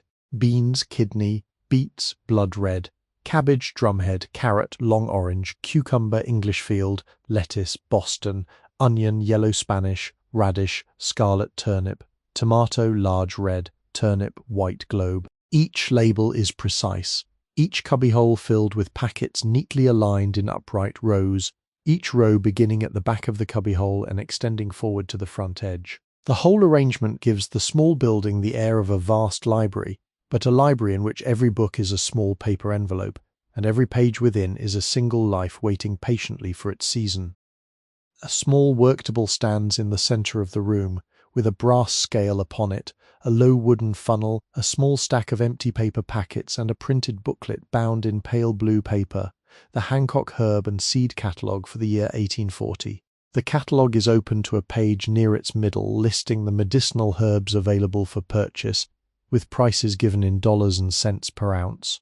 Boneset 2 cents per ounce, catnip 1 cent per ounce, hyssop 3 cents per ounce, mullein leaf 2 cents per ounce, pennyroyal 2 cents per ounce. The list runs on for 2 full pages, each entry a small offering from the village to the wider world, each penny earned at the patient cost of long, careful cultivation, drying, packaging, and shipping.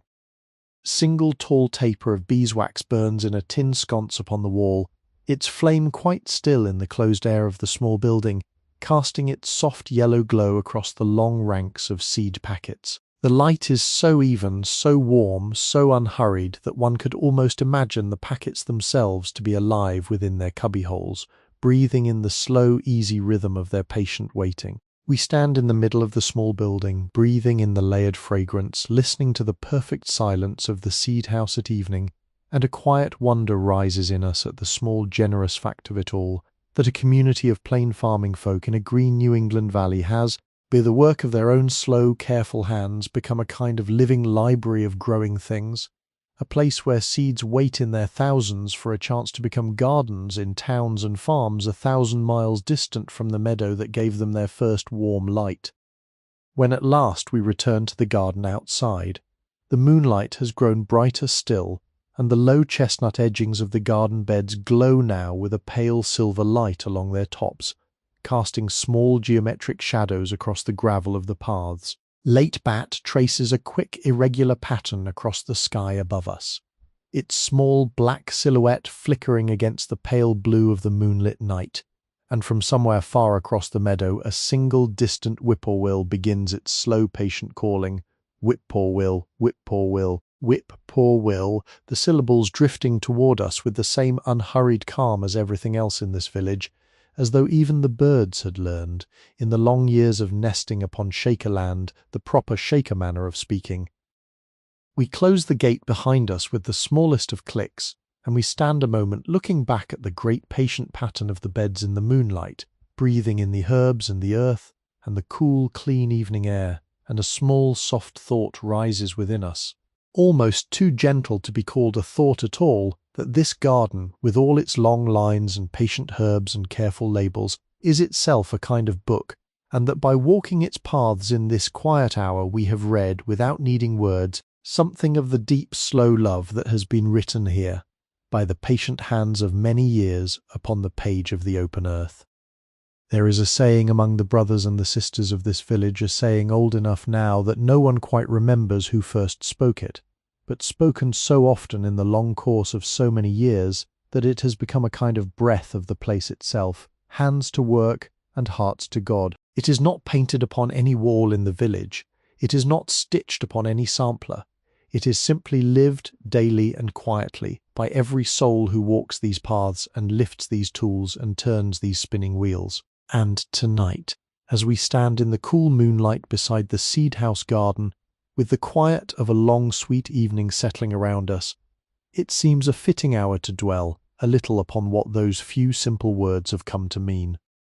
The work of the village, you may have noticed, is everywhere around us, and yet nowhere does it seem urgent, nowhere does it hurry, nowhere does it demand that the worker bend himself or herself out of the natural shape of the body. The brothers in the workshops, the sisters at the looms, the cattle tender in the round barn, the cooks in the kitchen, the dyers at the copper kettles, the children who help at the smaller tasks, all of them have moved tonight, and on every other night, with the quiet ease of people who do not regard their work as a burden to be hurried through, but rather as a long, unbroken thread of acts, each one of which is, in its own small way, a kind of prayer.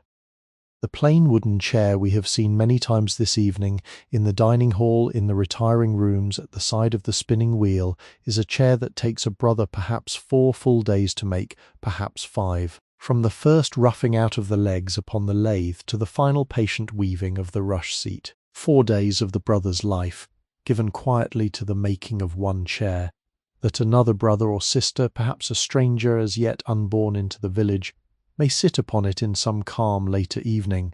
There is no haste in the work, no shortcut, no skipping of the small fastidious steps that a less patient maker might consider unnecessary. The brother believes in the deep simple way of his faith that the chair is a gift to the future, and that a gift hurried in its making is no longer a gift but only an object, and that an object cannot carry within it the small soft grace that a true gift always does. This is the meaning in part of hands to work. It is not merely that the hands are kept busy, although busy they certainly are. It is that the hands are given to the work as a kind of offering, that the working of them becomes a small daily ritual of attention, that the small careful gestures of cutting and planing and sewing and stirring and weeding and milking are themselves the very substance of devotion. No different in the village's view from the more obviously sacred acts of singing or kneeling. When the brother who made our chair drew his fine plane along its leg one last patient time, when he checked the curve of its spindle against the curve of the sister spindle by the light of the single tin lantern in the workshop, when he set the finished chair upon the floor and gave it a small approving nod before turning to his next task, he was, in the quiet manner of the village, performing the same prayer he would later perform with his voice in the great meeting house, only with different instruments. And what of hearts to God? Here we step into a deeper and more delicate water. The faith of this village, as you may know, is its own particular branch of the great old tree of Christian belief, drawing from the Quakers, from the radical reformers, from the visionary worship of Mother Ann Lee in distant Manchester some 60 years ago. Yet the precise theology of the village, the small, fine particulars of its creeds, are perhaps less important to us in this quiet hour than the simple fact of the spirit that breathes through every corner of the place. It is a spirit that holds, with patient certainty, that the divine is not far away in some distant heaven, but is rather present, breathing, in the smallest acts of every ordinary day. The kneading of bread, the milking of a cow, the bending of a willow strip into the side of an oval box, the careful sewing of a coverlet, the stirring of a copper kettle of indigo dye, all are, in this village's view, opportunities for the heart to lift toward its source, not in any straining or showy fashion, but with the same calm steadiness that the breath itself shows when one has stopped trying to control it. The buildings around us have been shaped by this faith as much as by any carpenter's hand. The plainness of every wall, the simplicity of every door frame, the absence of decoration upon every chair, are not the marks of poverty or of austerity for its own sake. They are, rather, the expression of a faith that holds beauty to consist not in the addition of ornament, but in the perfecting of proportion, not in the cluttering of surface, but in the cleansing of it. To take a piece of pine and plane it until it gleams, to fit a drawer until it slides upon its runners with the softness of an exhalation, to set a window in a wall in such proportion that the eye, looking upon it, finds itself quietly satisfied, These are acts of beauty as deep as any fresco or any carved capital, and they are acts that any patient worker may perform in any quiet workshop with any honest tool. It is perhaps for this reason that the buildings of the village seem, even at first sight, to breathe a particular peace. The eye, accustomed elsewhere to the small busy clutter of ornamented walls, of patterned wallpapers, of carved cornices and elaborate mouldings, finds itself here unburdened, set free, given room. There is nothing the eye must analyze, nothing it must read, nothing it must judge. There is only the calm pale wall, the well-proportioned door, the steady rhythm of windows along a long simple roofline, and the eye, given this rest, may at last lift inward toward whatever quiet thoughts have been waiting for many years perhaps, for so spacious a room in which to gather themselves at last. The same may be said of the daily life of the village, the small fastidious order of its hours, the unhurried regularity of its meals, the calm separation of its work, are not the marks of a rigid or demanding existence, but rather the marks of a life that has been freed from the small constant disorderings that elsewhere consume so much of human attention. The sister who has placed her shawl upon its peg at the same hour every evening for 40 years no longer needs to think about where her shawl is. The brother, who has set his hammer upon the same nail, upon the same wall of the same workshop for 30 years, no longer needs to search for it in the morning. And the great silent space that opens within the worker, where the searching and the worrying and the hurrying once dwelled, becomes a space in which ever so quietly the heart may turn its attention to deeper things. This is what we have been moving through, all this long quiet evening. It is the ordinary daily life of an extraordinary spiritual experiment, made plain and practical by people who would have refused with gentle modesty the very word spiritual applied to themselves. Tonight we have walked their paths, breathed their air, looked into their workshops and kitchens and meeting rooms, and through all of it has run, like a small steady underground stream, the same patient music, the same unhurried devotion, the same simple insistence that work and rest and breath and prayer are not separate things, but one single long and quiet practice which the village calls only by the name of its days. If one were to stand long enough in any one place in this village, long enough that the small motions of the moment slowed and finally stilled within the watching mind, one might begin to feel something that is harder to put into words than perhaps anything else this evening has shown us. It is a sense of the great long river of time itself, flowing slow and steady through every wall and every floorboard and every patient row of seed packets, the long quiet current of all the years that have been and all the years that are yet to come, joining together in one unbroken motion beneath the apparent stillness of the moment.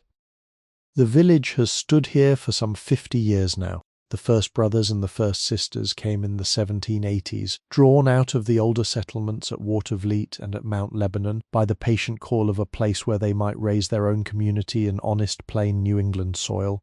They came with a few simple wagons and a few simple tools, and they began, in the careful manner of their kind, to clear the meadows and to build the first small dwelling houses and to lay out the first plain rows of their gardens. They did not hurry, they did not strain. They built one careful building, and then when that was finished and ready to receive its inhabitants, they began another. The round stone barn we visited earlier, the great wonder of this whole evening, was built only some 15 years ago, in 1826. And yet it stands now as though it had stood since the earth itself was made. Walk through any door, lay a hand upon any banister, breathe the warm air of any kitchen, and you're touching not only the present moment, but a long, unbroken thread of moments stretching backward through these 50 years. The pine boards of the dining hall floor have been scrubbed, in their long, careful turns, by the hands of a sister who came to this village in 1791, and is now buried in the small fenced graveyard upon the western edge of the meadow, and also by the hands of a sister who arrived only last spring, fresh from a farm in Vermont, her old life laid down as gently as a cloak left upon a peg rail by the door. The boards do not distinguish between these many hands. They have received them all, equally and without judgment, into the long, slow burnishing of their grain. This is perhaps the deepest gift that a place such as this gives to those who walk through it in a quiet hour. It gives the gift of feeling very gently the long, patient continuity of human work upon the earth. It gives the sense that the small, careful gestures of any one life, however brief or however quiet, are not lost, are not wasted, are not mere flickers of motion against the great dark backdrop of time. They are added, instead, like single small stitches added to a great long quilt, each one taking its place in the pattern, each one a part of the slow, lovely composition of the whole. Stand in the meeting house and listen, and you may hear, very faintly, beneath the silence, the long memory of every song that has been sung within those walls. Stand in the round barn and breathe, and you may catch, beneath the warm milky breath of the present cattle, the long memory of every cow that has stood within that ring of stalls. Stand in the herb garden and look up, and the moonlight you see is the same moonlight that has fallen upon the same patient beds in the same square pattern for every clear October evening of the village's life. The light is not the same light, of course, in the strict sense in which the physicist must speak of such things, but in the deeper sense in which the heart speaks of them. It is the same light falling upon the same patient earth, illuminating the same patient labour of the same patient hands. There is a particular beauty in this, a beauty that grows the longer one rests within it. We are accustomed in the busy hours of our ordinary days to feel that the moments of our lives are slipping past us with great speed, that we must hurry to catch them, to mark them, to make them count for something before they are gone. But in a village such as this, watched by patient moonlight on a quiet October evening, the moments do not slip. They settle, slow and steady, into the long patient composition that the village has been making for 50 years, and that it will go on making for many 50 years more. Single hour spent here, lived attentively, becomes a small added stitch in that long quilt, no different in kind from the stitches added by every brother and every sister who has lived here in their long, faithful generations. Even the small ordinary things take on, in this slow flowing of time, a deeper significance. The kitten in the moonlit rectangle of the sisters' retiring room is a kitten, and tomorrow it will be a slightly larger kitten, and a year from tomorrow it will be a working cat upon the rafters of the storehouse. 10 years from now it will lie buried beneath a small unmarked stone at the meadow's edge, and the sister who kept it will perhaps lie nearby, in her own small unmarked place, and the bed it slept upon will still stand in the room with its blue blanket folded neatly down, and another kitten will perhaps lie in another moonlit rectangle in that same room, and the patient long pattern will go on. None of this is sad. It is, in its own quiet way, a deep and steady peace, the peace of belonging to something that does not depend upon any single moment to hold all of its meaning. If you allow your mind to drift outward very slowly from the village to the wider land beyond it, this same long patient flowing reveals itself again and again. The maple trees beside the lane have stood here for 200 years. The granite of the watering trough was laid down beneath some ancient sea 400 million years ago, and was lifted upward by the slow motion of the earth's great plates over countless quiet ages, and was hewn into its present square shape in the year 1801, and has held water for thirsty horses ever since. The brook that runs hidden beyond the meadow has been running in some form or another since the great glaciers withdrew from this land some 12,000 years ago, and here we stand, in this single soft quiet evening of October 1840, at the briefest intersection of all these long quiet flowings, our breath joining itself for a few brief minutes to the breath of all that has been and all that is yet to come. It is a thought too vast to hold perhaps in any sharp, clear way. It is more a feeling, a soft, slow widening of the heart, than a thought that may be set down in plain words upon a plain page. Yet it is the feeling that this village seems to give, more freely than any other, to any soul who walks its paths in the quiet of an evening. It is the feeling of being held within a long, unhurried current, gently borne along by it, free from the small constant fretting of the busy moment, at one with all that the patient hands of many years have made and are still making. We breathe in, we breathe out. The moon is higher now, the stars sharper above the meadow, the air a little colder upon the cheek. And around us, patient as ever, the village continues its long, slow conversation with the river of time, neither hurrying nor lagging, but simply flowing, with the smooth, steady ease of well-made work, into the deepening peace of the long October night.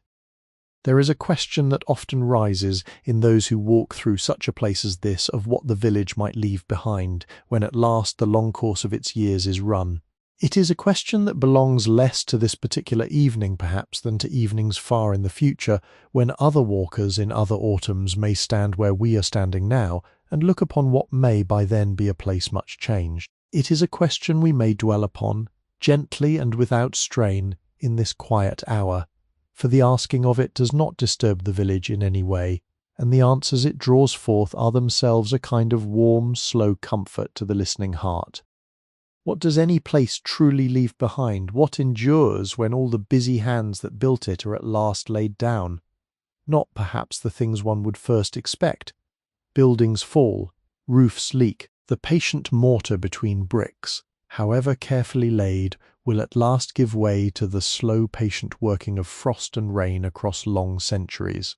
Even the great round stone barn, with its 300 tons of carefully laid stone and its mighty oaken heart-post, will not stand forever. The chairs the brothers make will, at last, be broken. The looms the sisters tend will fall silent.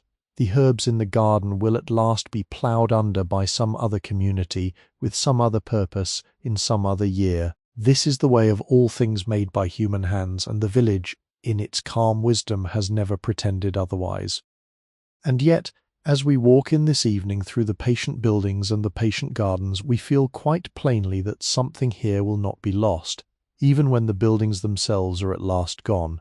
It is harder to name than the buildings, harder to point at than the chairs and the looms, but it is here, breathing in every corner, and it has the unmistakable weight of permanence. It is the quiet inheritance the village offers to every walker who passes through it, an inheritance that does not require any signature upon any deed, any will or testament, any formal passing on. It is given simply by the act of having been lived, and it is received simply by the act of having been seen.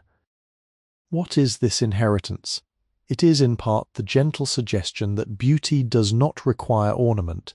It is the calm demonstration that the simple proportions of a window, the careful straight line of a peg rail, the harmonious placing of a chair within a small plain room, are themselves capable of moving the human heart as deeply as any cathedral. It is the quiet teaching that order, freely chosen and patiently maintained, is not a constraint upon the spirit, but a long glad freeing of it. It is in part the suggestion that work itself can be a kind of joy. The weariness of work, the impatience with it, the longing to be done with it, and at last to rest, all of these are familiar to every soul who has ever lived. But there is another way of working, the village quietly suggests, in which the work itself becomes the rest, in which the small patient gestures of the hands become a kind of breathing meditation, in which the day's labour is not separate from the day's prayer, but is, in fact, identical with it. Few of us, perhaps, will ever live in a village like this one, where every hour is shaped to support that view of work. But the suggestion, having once been seen, never quite leaves the heart that has seen it. It returns, in small quiet ways, into the ordinary working hours of ordinary lives, in distant towns and distant years. Every time a hand is laid upon a tool with patience rather than impatience, every time a small task is performed for its own quiet sake, rather than only for the sake of being done with it. It is in part the suggestion that community can be made of strangers. The brothers and the sisters of this village were not, for the most part, born here. They came from many different places, from many different families, from many different prior lives. They arrived one by one in their own appointed hours, drawn by the same quiet calling, and the village, in receiving them, did not ask after the names of their parents or the wealth of their estates. It asked only that they take their place in the long, gentle rhythm of the work, the meals, the meeting, the rest. It made of these many strangers over the patient years a single living community, knit together not by blood but by the daily choice of working and praying and resting side by side. This is a quiet inheritance worth preserving in any age, in any place, the slow demonstration that human bonds may be woven of choice as well as of birth. It is also the suggestion that the equal worth of every soul is something that may be lived plainly, without grand pronouncements or dramatic reformations. Within these buildings, the brothers and the sisters have shaped their daily lives so that the work, the food, the lodging, the time are shared upon a footing of patient equality. The same plain chair holds the youngest brother and the eldest elder. The same plain blanket covers the newest sister and the most seasoned eldress. The same simple bread is sliced upon every plate. There are differences of office, certainly, and there are differences of skill, and there are the careful separations between the men and the women that the village holds as a part of its discipline. But beneath all these, a deep settled equality breathes through every gesture of the place, an equality that does not need to be argued because it is simply daily made manifest. It is, in part, the suggestion that a small careful life, lived attentively, has its own dignity, regardless of the world's verdict upon it. The brothers and the sisters of Hancock have never been famous in the way the great names of the wider world are famous. Few histories will ever be written of them.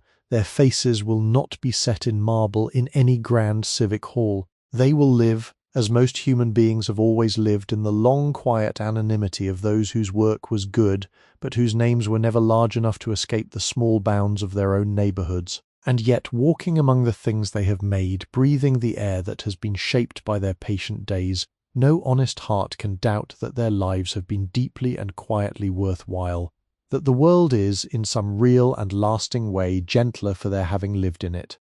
This is the quiet inheritance.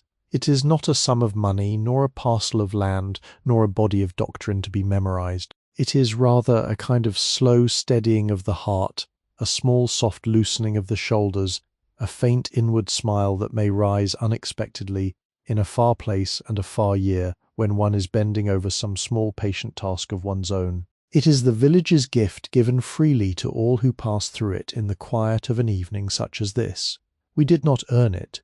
We need not repay it. It has simply been given the way the moonlight is given upon the meadow, the way the cool, clean air is given to the lungs, the way the long, slow current of the brook is given to whatever leaves may rest a moment upon its surface before drifting onward.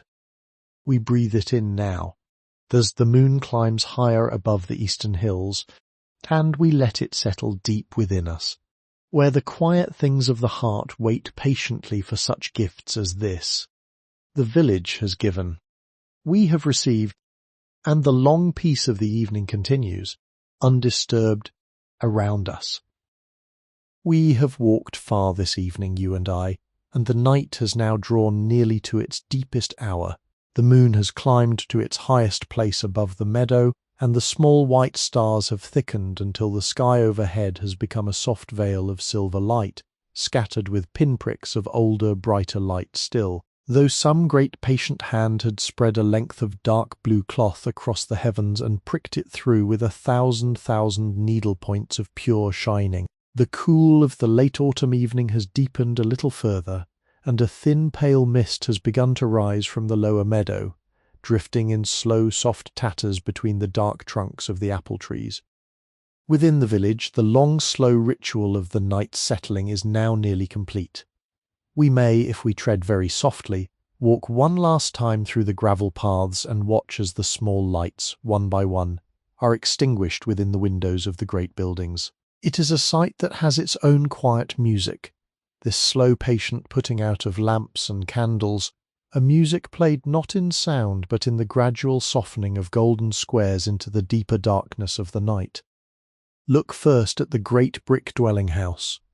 Its windows an hour ago glowed each one with its own warm yellow light, the long upright squares of them stacked 4 stories high in their patient ranks along the long east-facing wall. Now, watching, we may see one window upon the 3rd story dim suddenly, as a sister, having read the last page of her small leather-bound book, leans across her bedside table and gently lowers the snuffer over the flame of her tall beeswax candle. The light within the window does not go out all at once. It softens first to a deep red glow as the wick releases its last held heat, and then it darkens into the gentle blue-grey of moonlight reflected in glass, and the window joins the long ranks of its already darkened neighbours, indistinguishable now from any other in the wall.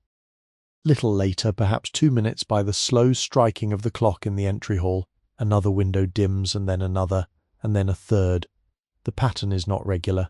It moves about the great wall as though some unseen hand were brushing softly across the bricks, dimming a window here, a window there, sparing one for a moment longer, returning to put out the next. By the entire wall has only 3 windows still alight, then 2, then 1, and at last that final window on the 2nd story near the staircase dims also as the eldress, who is always the last to retire, lays down her own small candle and turns her face toward her quiet pillow.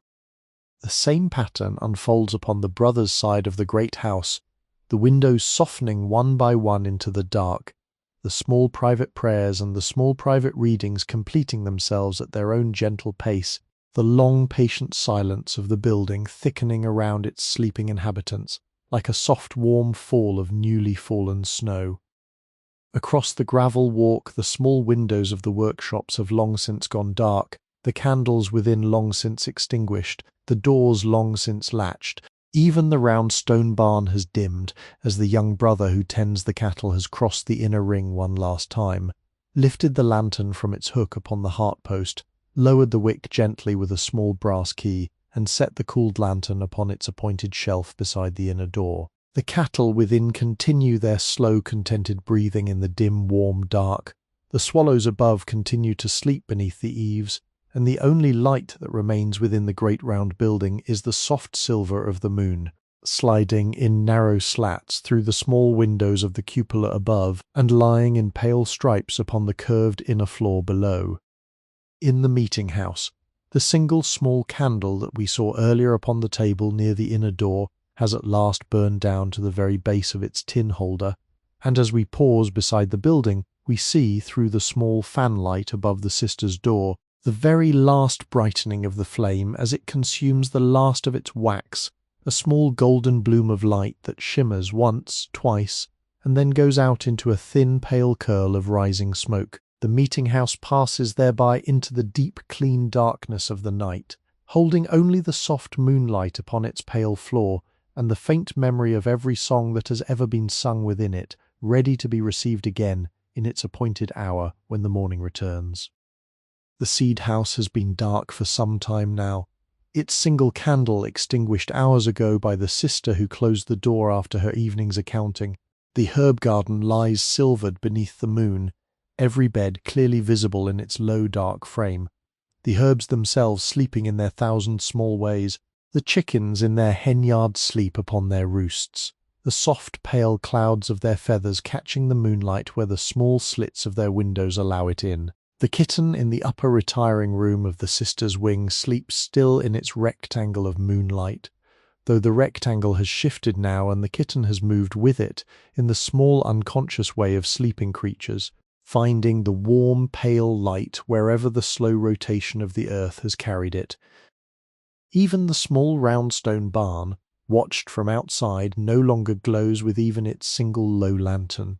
Every working light in the village, save for the small distant lights of the brothers' and sisters' final retiring candles, has now gone out. The village has become a soft, dark constellation of buildings beneath the bright, clear sky, the moonlight silvering their cedar roofs, the white painted cream of their door frames glowing faintly against the darker walls, the long ranks of their windows reflecting the moon in dim, quiet panels of pale light. A small soft breeze stirs the leaves of the maples along the lane, and a single dry leaf, having held its branch all afternoon and into the long evening, decides at last to release its grip and begin its slow spiral toward the gravel below. We watch it fall. It turns once in the air, twice, 3 times 4, the moonlight catching the dry curl of it at each turn, and at last it settles upon the gravel with a sound so soft that we more sense it than hear it. Around the leaf, the gravel itself glows pale silver beneath the moon, each small stone faintly distinct from its neighbours, the whole walk a dim pale river beneath our feet. We stand together in the quiet of the village, breathing the cool, clean air, watching the slow last extinguishings, and a small soft warmth fills the heart at the simple beauty of it all. Each small light has been put out by a careful hand. Each small flame has been allowed its full burning before being gently, deliberately snuffed. There is no waste here, no carelessness, no light left to gutter alone in an empty room. The village retires the way it works, with patience, with attention, with a deep, slow honouring of every small thing. And as the last few windows soften at last into the dark, the village settles itself, one final long breath at a time, into the deep, quiet sleep of the long October night. Now, listener, the time has come for you also to begin your own slow drifting, your own gentle settling into the soft, deep waters of sleep that have been waiting for you, patient as the village itself, this long, quiet evening. Let your shoulders soften. Let the muscles along the back of your neck unknit themselves.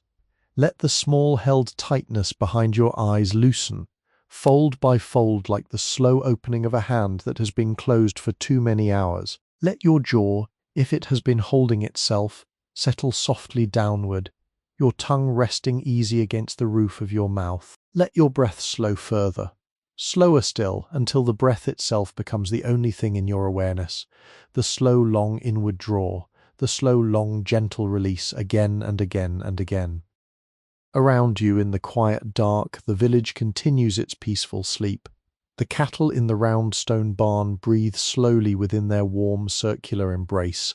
The brothers in their plain narrow beds breathe slowly within the calm walls of their retiring rooms. The sisters in their pale yellow rooms breathe slowly beneath their cool blue blankets, their small white pillows warm beneath their cheeks. The kitten breathes softly in its moonlit rectangle. The hens breathe slowly in their roosts. The maples beside the lane breathe slowly in the cool air. Even the great old apple trees breathe slowly, their few last apples hanging like soft round lanterns in the soft pale light. You may, if you wish, picture yourself walking once more along the gravel lane, very slowly, very softly, your boots making no sound at all. The gravel beneath your feet is pale silver in the moonlight, and on either side of the lane the white clapboard buildings of the village glow softly, their long roofs sharp and clean against the silver sky. The air is cool and clean upon your face. The smell of late herbs drifts toward you from the garden. The smell of wood smoke drifts toward you from a chimney, now long cooled. The smell of cool stone drifts toward you from the round barn as you pass. Each step is a slow, soft step. Each breath is a slow, soft breath. The lane stretches gently before you, lit pale silver by the high white moon, and you walk upon it without effort, without thought, without any need to arrive anywhere at all. The walking itself is enough. The breathing itself is enough. The cool, clean air upon your face is enough. The soft silver of the moonlight is enough.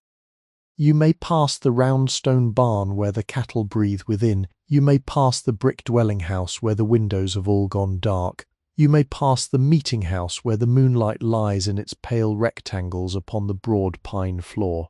You may pass the sisters' workshop and the brothers' workshop, where the looms and the wheels and the hammers and the awls all rest in their patient places.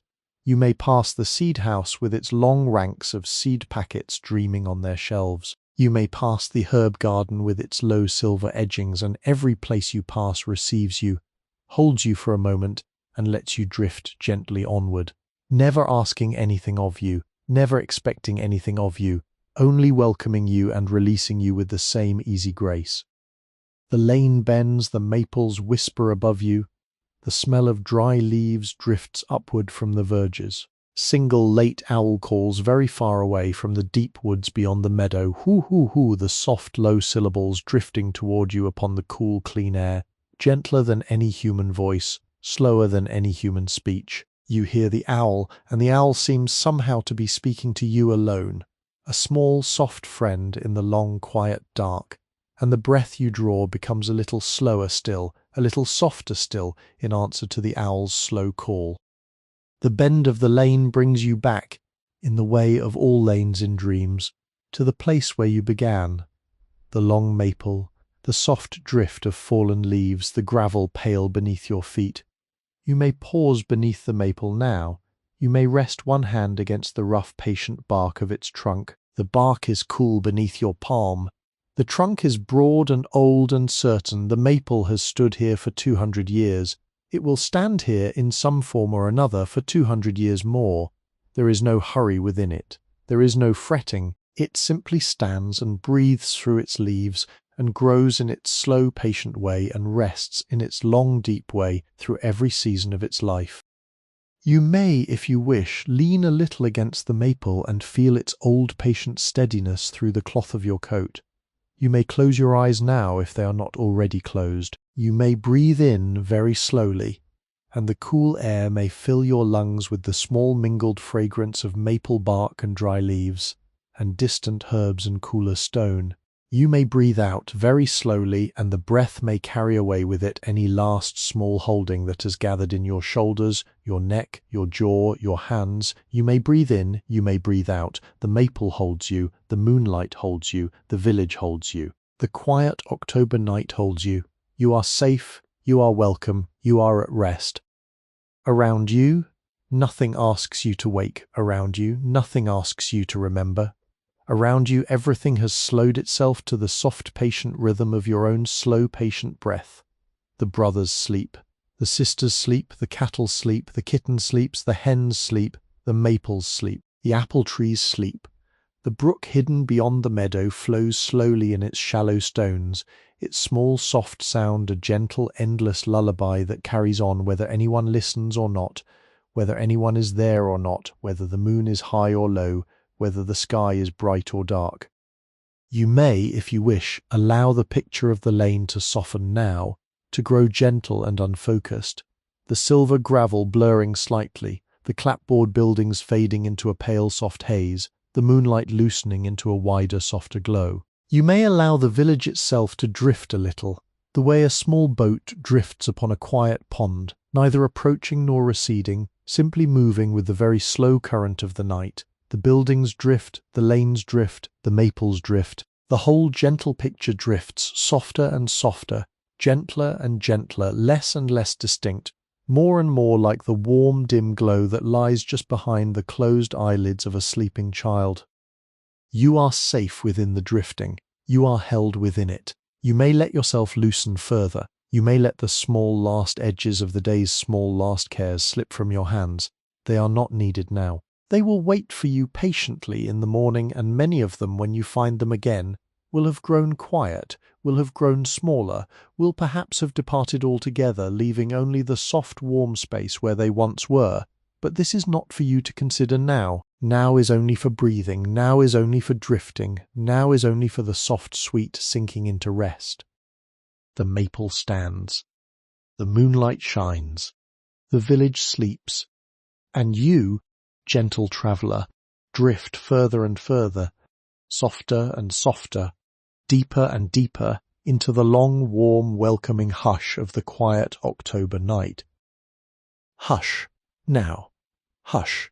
The lane has faded, the maples have faded, the village has faded into the long, soft mist of the dreaming dark.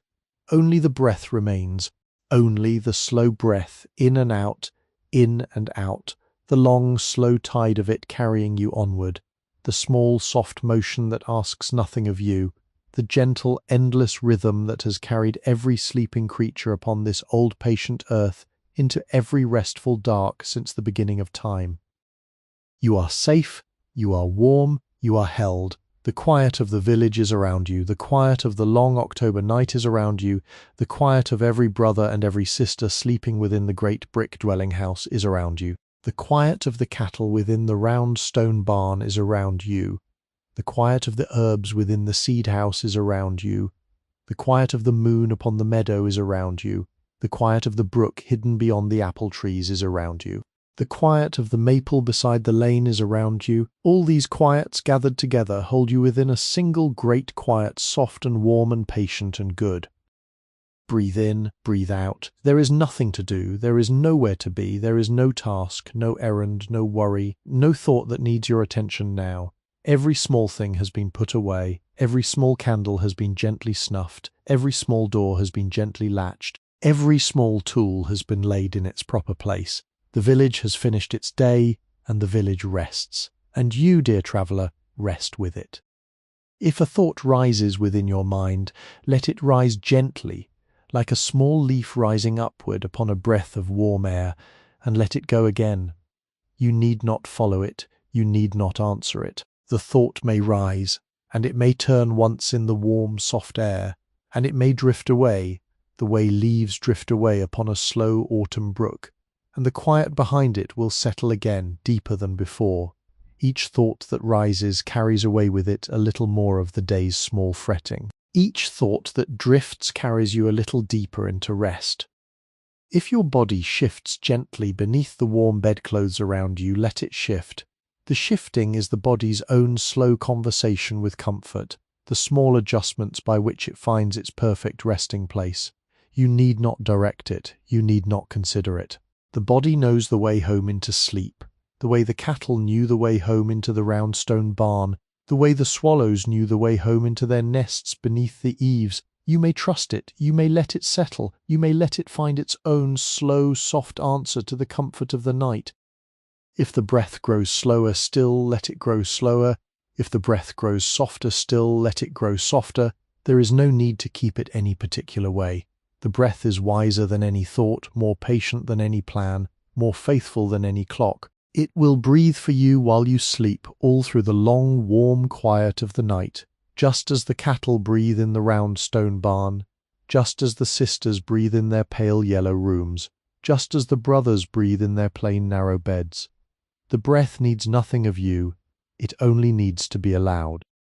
Let the picture of the village, if it returns to your mind, return softly and softly fade, the white clapboard buildings glowing faintly silver beneath the high pale moon, the long lane of pale gravel, its sweeping marks still visible from the morning's broom, the maple broad and old and patient beside the bend in the lane, the herb garden low and silvered, its beds laid in their patient squares, the round stone barn, breathing within itself the warm, slow breath of its sleeping cattle, the meeting house vast and white and quiet, the moon falling in long pale rectangles across its broad pine floor, the brick dwelling house, its long ranks of windows now all dark but for the faint silver of the moon upon the glass. Each picture rises softly, each picture lingers softly, each picture dissolves softly into the deepening hush. Hush. Hush! The owl in the deep woods calls once very softly, "Hoo! Hoo!" and is silent. The brook hidden beyond the meadow runs slowly in its shallow stones, the maple stands and breathes, the village sleeps, the world sleeps. You sleep, or are very near to sleep, and the small soft difference between waking and sleeping has begun to dissolve, like sugar dissolving in warm milk, like mist dissolving in the first soft warmth of morning, like the small pale candle dissolving into the dark when the snuffer at last settles upon its flame. Sleep is near now. Sleep is here. Sleep is gathering around you the way the cool air gathers around the meadow at the close of an October evening, soft and patient and certain. You may let yourself fall into it. You may let yourself sink into it. You may let yourself rest within it, fully, completely, without any holding back. The night is long. The night is kind. The night will hold you all the way through to the gentle returning of the morning, when the first soft bell of the village will not for you ring at all, when the first pale light of the dawn will not for you come for many quiet hours when you may sleep and sleep and sleep, deep and warm and safe within the long gentle hush of the village's quiet keeping. Hush! Now hush! The lane has gone, the maple has gone, the buildings have gone. Only the warm dark remains, soft and patient and good. Only the breath remains, slow and easy and faithful. Only the long, deep hush remains, holding you, cradling you, carrying you onward into the deep, clean rest that waits for every weary traveller at the end of every long, quiet evening. Sleep now. Sleep. The village holds you. The night holds you. The earth holds you. You are safe. You are loved. You are home. Sleep. Sleep. Sleep. Hush. Good night. Welcome to Sleepy History with Henry. Here, we harness AI to breathe new life into authentic historical records, creating an immersive auditory experience. This entire production is AI-assisted, crafted solely for relaxation and sleep support. left-hand is not a substitute for professional medical advice. Please do not listen while driving or operating machinery. Now, let Henry and AI guide you on a peaceful journey through the past.